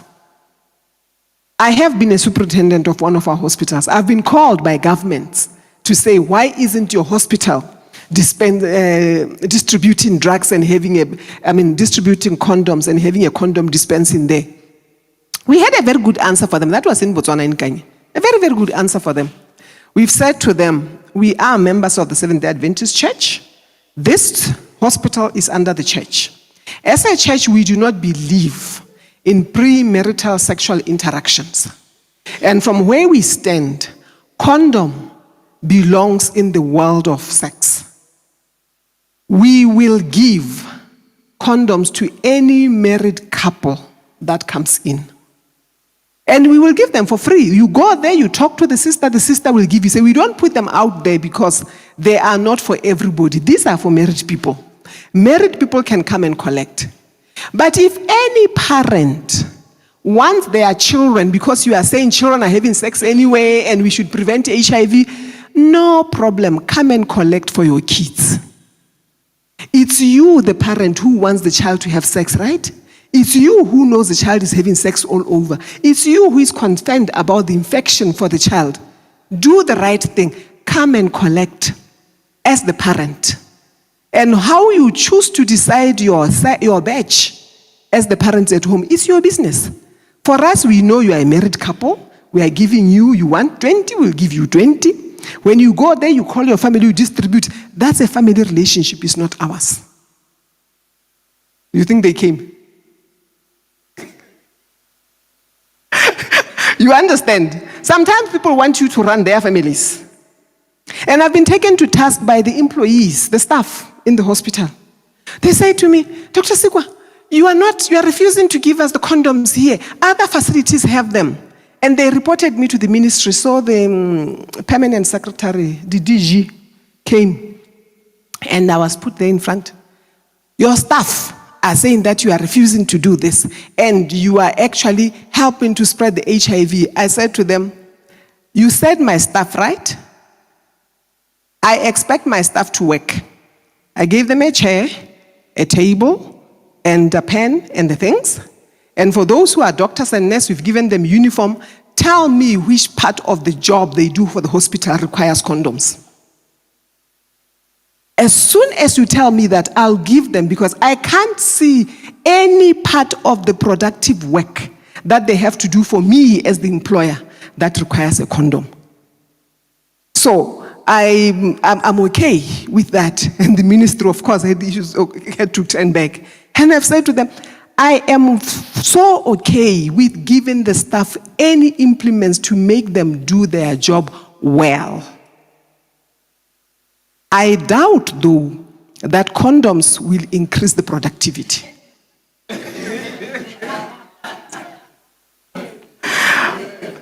So you get the point. The Bible says, be wise, as Dave said. I'm sure the Holy Spirit inspired me there. Ma'am? It must be from above. Yes, because at the end of the day, my point is here. We spend so much time in a space where we shouldn't be, to the point that we start having arguments that we shouldn't be having. I was asked in Zimbabwe, and I've been asked in West Africa, by health workers, why is the health minister's department refusing for the church to give the young people condoms? Because we know they're having sex anyway. And I said to them, let's go to the 10 Commandments. The 7th commandment, we all understand that thou shalt not commit adultery. That is God, right? They said yes. I said, and we understand that even when Paul came talking about fornication and sin into the body, it was God saying this should not be done. They said yes. I said, no problem. How many of your children are unemployed right now? And a few hands went up and said, how many of them would have been employed if they are willing to work on Sabbath? And they showed me that. Then I said, okay. I imagine that employment is a very important thing. Earning a salary is a very important thing. But your children are at home, starving and struggling. Why? Because they want to obey God, right? To keep the 4th commandment. So you are not willing to do away with the 4th commandment for your children to eat, but you want us to do away with the 7th commandment for your children to have sex. Give me a break. If the 4th commandment and the 7th commandment are both in the Decalogue, what gives us the right to believe that we should enable our children? After all, they can't help themselves. They have to break the commandments. I said to them, you know what? The commandment is not about getting pregnant. It's not about not getting infections. The commandment is about God saying, thou shalt not. It's as simple as that. So, whether our children get infected or they get pregnant and other things, it's secondary. It's a consequence of sin. And for me, I'm saying, let's go back to God. In God's eyes, He said, don't. And it's hard. We know that. That's why our children are having that. Shouldn't we be spending more time trying to find other ways to strengthen the resolve of our children? Shouldn't we be spending more time to find out how the A and the B can be effective? If we do know that our children are so weak-willed, they're yielding to the pressure for the world, Why are we yielding to the pressure and enabling them? Because the amount of energy we spend arguing about condoms in the church, the amount of energy we spend wanting to buy this, if it was spent on finding ways of making abstinence be attractive, faithfulness be attractive, I believe God would bless us on that. So that's our stand as the church. You asked. We don't subscribe to the distribution of condoms. But the stand of the church is always challenged by its members. You know that. The people out there don't know what we stand for. They won't come and challenge us. It's the members who are going to start to shake this thing. And sometimes, unfortunately, some leaders are not the leaders they should be. So, when we do the mission, we go back to our mission. When we want to support you, we are saying awareness and prevention. So we have launched this thing. This is why I'm wearing this. We have launched a campaign in partnership with the youth ministries. We call it, Who Am I? And this is where it comes from. Any child of God in the church, young person, we are saying, we know that you are rumored to be having sex. But we want to say to you, when you are tempted in that direction, ask yourself this question: who am I? Me, myself. Who am I? The second one is, whose am I? Whom do I belong to? And the third one is, whose eye is on me? Understanding that He sees everything everywhere. There is nothing hidden from God under the sun. Your parents may not see it. Your colleagues may not know it. You can switch off the lights. You may not even see each other. But He does. And hence, they put together, who am I? With the eye on it. So what is the essence of that? The essence of this is to empower young people to take control of their sexual health. The young girls that we are talking about need to know who they are. And that's why I'm coming to you and saying, if we could spend more time teaching our children who they are and whose they are, not which dispensing machine they can find a condom from, we would get far. So this is what this campaign is all about. And what is the goal of that? The first goal, of course, is for them to know their status. If they know they're actually sexually active, we are saying to them, before you go anywhere, go and get tested. But then secondly, cease and desist. It's time that somebody say to our young people, it is wrong to have sex before marriage.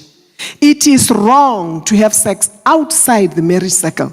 It's time somebody stood up and said to our adults, it's wrong to be propositioning these young girls. It's wrong to be sleeping outside your family. You know, I just wish my pastors could stand up and say that. Because when we don't say the thing, people assume it's allowable. You know, there are a lot of young people who don't believe it is wrong.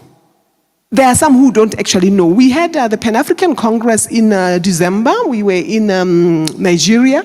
Young people from across the continent came, and I had the workshops with them.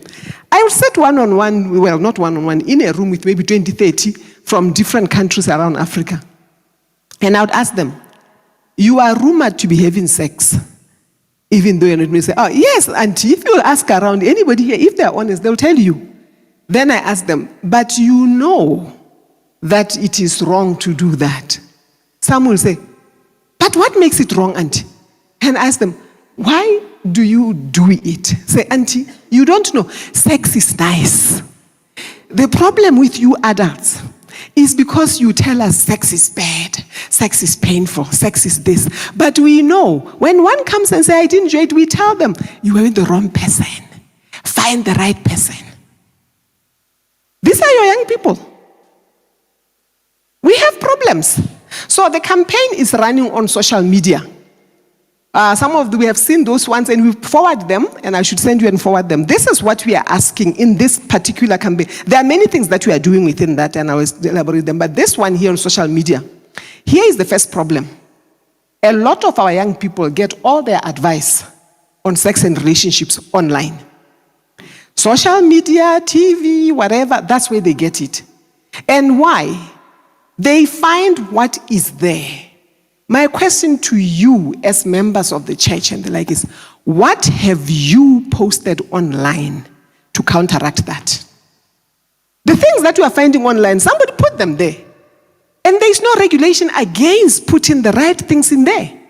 So from the General Conference, we are calling out to our members to say, let's start having content. If I ask any one of you who are on WhatsApp, how many groups you are there, I will find very easily you have got 100 people, 200. When I'm with young people, I ask them, how many friends do you have? And she says, 3 or 4. How many do you have on Facebook? Oh, about 500. I've got following. It's a big deal to have followers. And I always ask them, what do you say to them on your page? We post when we are angry. Many of us have never posted how beautiful the sermon was, how we enjoyed church on our Facebook. But the day something wrong happens in church, we will run to the social media. You can't believe what I saw today. You can't believe this pastor. We are the ones feeding the negative information online. So if we are going to get this thing to start, it's got to start by us deliberately. We did a test in Angola. I got a lot of young people. We were talking with them. I think there were about 100 of them. And we brought them into groups and say some positive messaging. You know, like sex can lead to pregnancy and you will drop out of school. Those kinds of things. And just put it on your following. And they did that.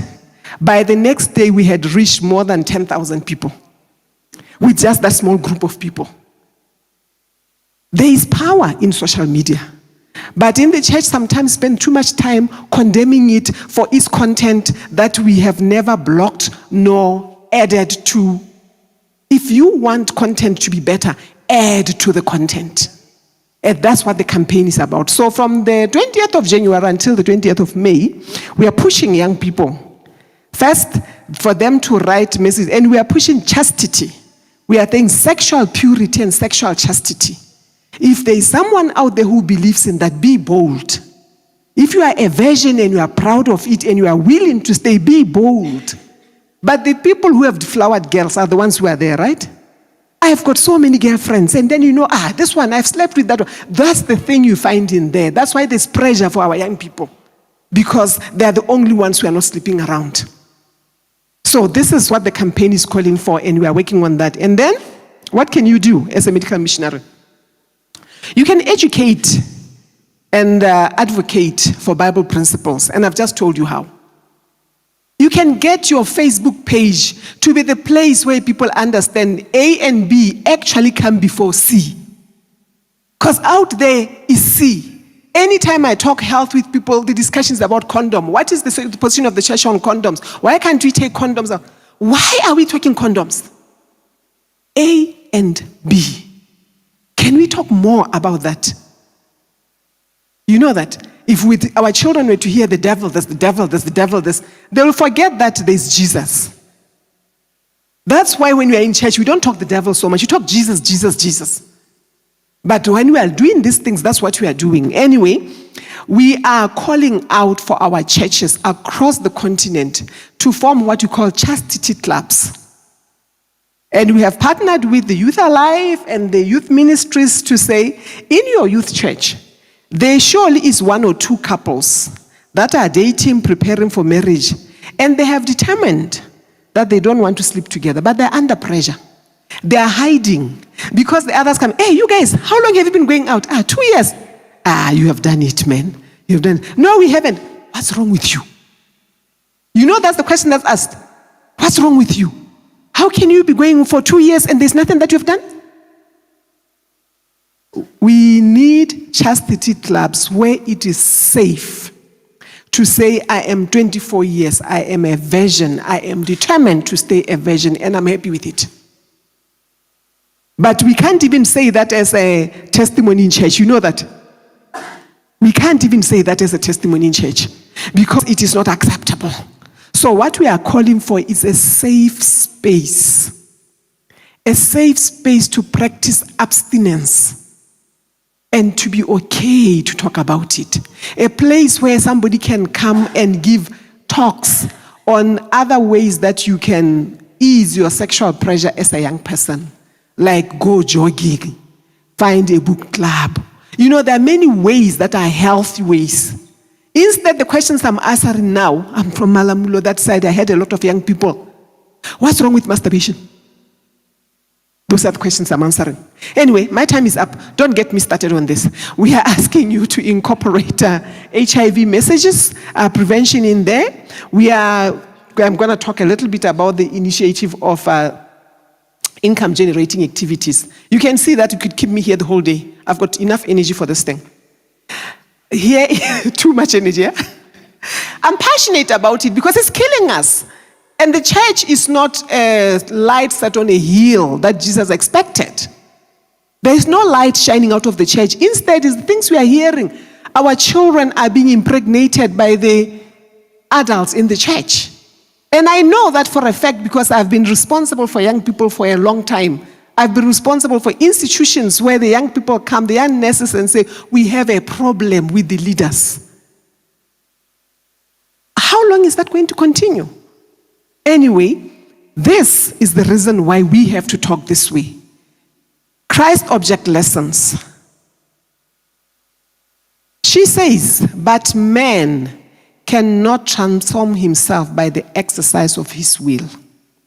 He possesses no power by which this change can be effected. You know this change we're asking for? That people must change because it's behavior change that we're asking for. But it is clear as day that we are not going to get it. All the culture and education which the world can give will fail to make a degraded child of sin a child of heaven. It will not take your PhD. The PhD people are sinners also here. It's not going to take the rich. The rich people, their divorces are also as long as this list. It's never going to happen. The renewing energy must come from God. Remember we said that? The aim of medical missionary is to point people to God. That is why our doctors, our nurses must be medical missionaries. So that as they treat the people, they don't just give them the condoms and the like. They feel empowered enough by God to actually pray with the child. To tell them that you know the best medicine for all of this is to stop. But they have rights. You know that? They have rights. Let me finish with the income generating. Oh, okay. We have materials to help you in the education.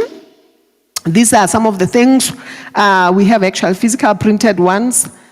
I have taken them down from the website because we are supposed to be rebranding. But this is a document to help you form a support group.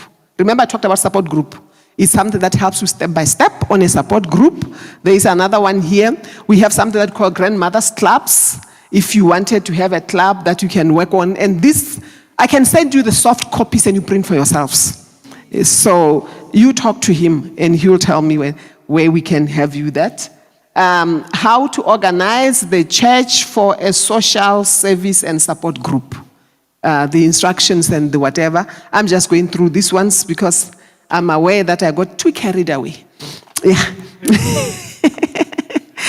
So, following next, I'm just going to share a few of the projects that some people have initiated in AIM to encourage you to decide to have your own. He's seen some of them and he asked me tomorrow to actually play a few videos on that. This one I'm just running through. We have got places where the church runs orphanages. I'm actually supposed to go to DRC next week if I can gain the courage. They're fighting there to go to DRC. But we have an orphanage there that actually has got more than 100 children with HIV. So the church tries to support, and AIM is trying to support that initiative. I was talking about Kenya. This projects in Kenya, the group that is sitting up here, they're all people living with HIV. They group themselves somewhere when we go to them. This project here, I love. What we do is they train people on various skills.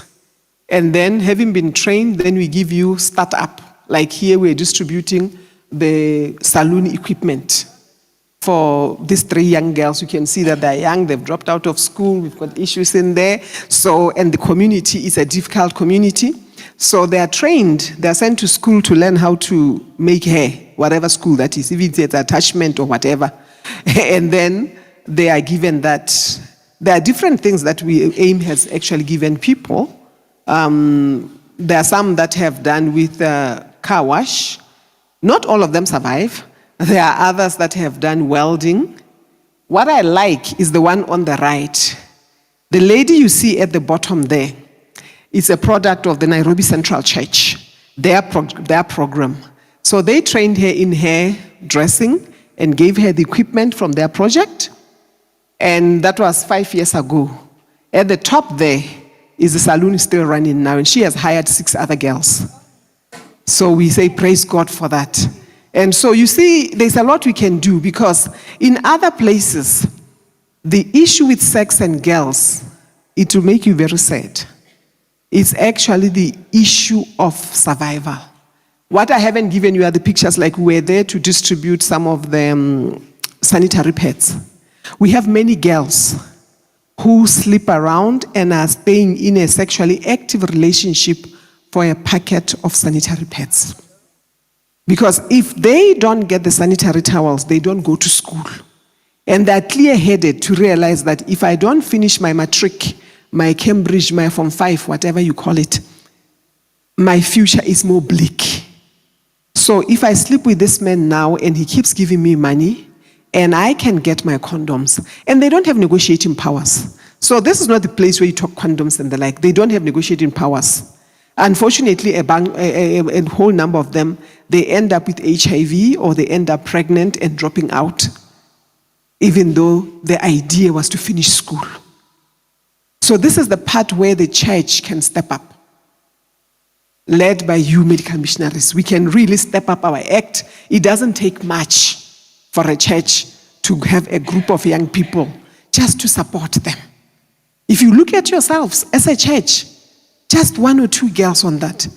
Have a sanitary, pad drive as your initiative. You'll be surprised how many girls in your community are sleeping around for soap. We had a project with Connie Pennycock and Pennycan at the NC. We supported that project for the last 8 years. There was some other donor who was doing that. We called it Love Packs. It was for the young people who are living with HIV, first to encourage them to come for treatment. So when they'll come to, is it Helen Joseph's? So when they will come in there, they will prepare the packs that will have the basic stuff. Your soap, your roll-on, your lotion, a packet of pads, and it's a love pack. It didn't cost that much. And we will put in 100 per time, because they'll come once a month. The first 100 would get it.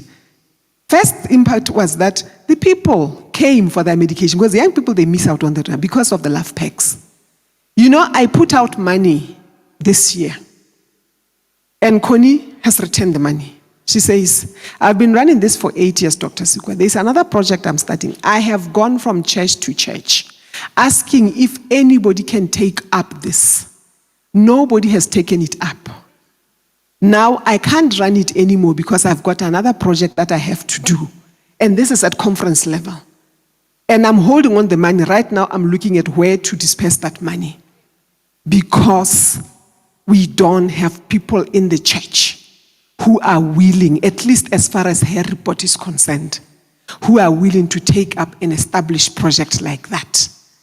Helen Joseph is waiting for us. And through that project, we would go there and give out literature. Sometimes we'll give out food. And the young people, they love that kind of thing. And we'll sit down with them. We don't know how many people have been saved from many different things because of that. So, for this month and the last month, no love packs were given, and we know the numbers have started to go down. Not because there's no money, but because there are no feet to carry those. This is where, when you ask me, what can the medical missionaries do? These are the places where I need to see you. I need to see those feet that are willing to say, what can we do? You can come up with your own project. I'm sharing a project that somebody else came up with, but she struggled. She started it at the conference level, hoping that if she negotiates all the things, the people will just went. So she negotiated with the hospital, she negotiated with the children, negotiated with the funders. It's fallen flat on its face. I had to report to the board yesterday that we had stopped some of the other projects. This is Zimbabwe. This group of people here is not all of them. They are a support group. It was formed in 2015. It has been growing, as you can see, it's got younger people. They look after the orphans and vulnerable children in their area around where they are. They look after each other.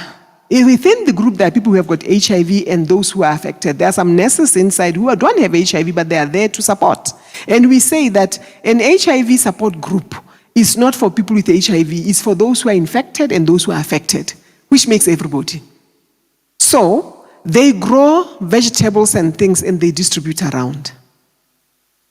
The plants that you see there, we are on the grounds of the church. Why are we on these grounds? Because I've just approved, pushed to the board has approved a request for us to drill a borehole on the church property. Because they are saying we could do more if we had water. The area has no water. So we're going to be drilling a borehole for them, and we will then see, they say the community will come to fetch water. And we know that works because we have had a borehole drilled in another place in Zambia. Anybody from Zambia here? Yes, you. We have about 15 churches in Zambia on the grounds that were formed into clinics with the work of AIM. And the church numbers doubled. Because people now come during the week, they come to church. We put up tents and they'll come in there. And now those things will expand. Okay, so now we've lost funds with PEPFAR. I don't know where we are. But before that, what we are having is people every day, they'll come. You could come and get your blood drawn. And when they keep coming, they start asking, what's that other building? Oh, that's a church. We come here on Sabbath. On one of the places we have that, and we end up with a permanent structure that does maternity with donors who see how much effect it has. And we drilled a borehole in that place. The community fetches water from there. They know that on Sabbath, the place is closed, is for worship. The membership doubled. And I'm talking about church that has 600, now it's got 1,200. Because people come to church every day. You understand? They are passing there, they're getting their water and they're grateful. And the church now has got this captive audience. If you want to distribute literature, you want to do things, you have the audience there. When I went to one of the sites for where you are doing the clinics that is still on the tent, I found a lot, it's got about 1,000 people on ARVs coming to the site to pick drugs. It has helped us with stigma and discrimination. How can you discriminate people who are coming there every day? So we would have these people standing and waiting, and I told them, you guys, let's get some radios, and we got some radios for AWR. So while they are sitting there, we make them listen to sermons. And we'll say to them, okay, you can write a proposal that we put a video. We've done that in Togo, where we've put up a DVD where we play Hope Channel. As the people are waiting to be served, they look at the message. And you never know where the message is going to go.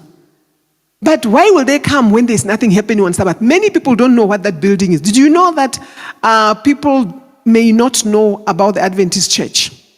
They know it as a building that's sitting there because nobody comes during the week. And when you show up on Saturday, they are at work and anything. By the time they come, you've left. And they're wondering, why are people wasting this prime space here? Shouldn't you be using it for something? You have this project in South Africa. I love this project. One member who's living with HIV came to Dr. Laguno and them and said, what can I do? They said to him, find out whatever you want to do. She started up this project in Rodiport. They do soup kitchens. They do clothes drive.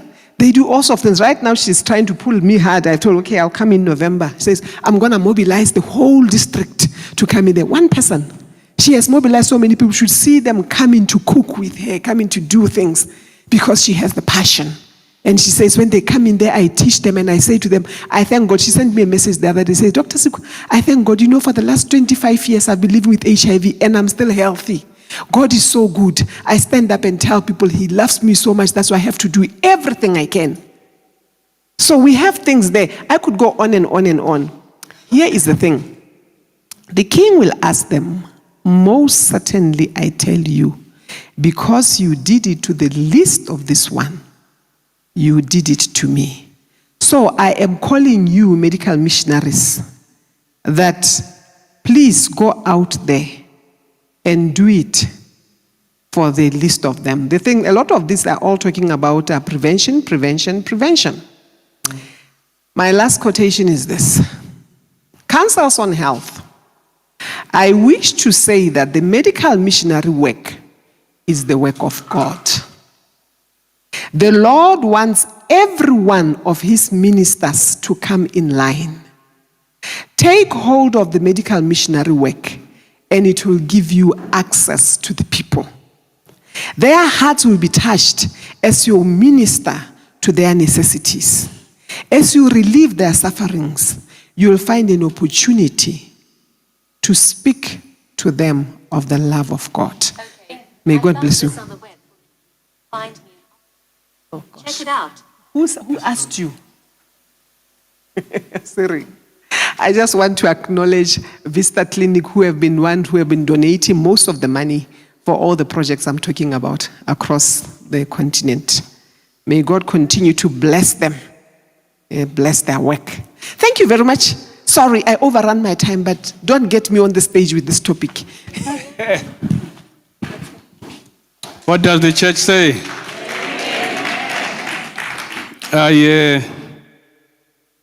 I hope that maybe we'll talk about that. Let's go and raise the gauge a bit. After lunch / supper, we're coming back here for a demonstration of hydrotherapy. So we're not going to wait for everybody. Yeah, so if you hear the bell ringing, come. We'll get started so that we are able to do the rest of the things that we plan to do today. Please, let's come back as soon as we are done there. Let's stand as we close in prayer. Thank you, Doc.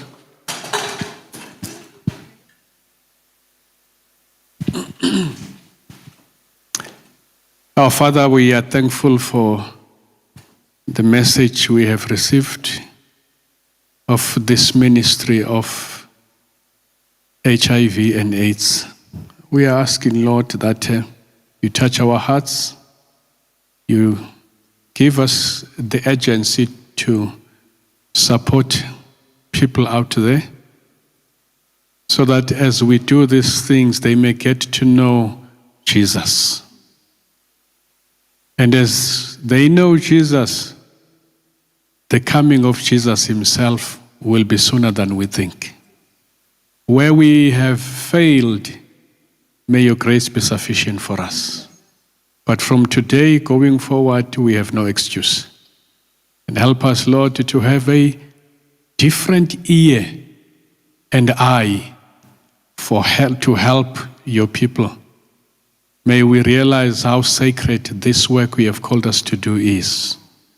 May we then deal with it with the urgency it deserves. Bless the food that we are about to eat. May it nourish our bodies. In Jesus' name we pray. Amen.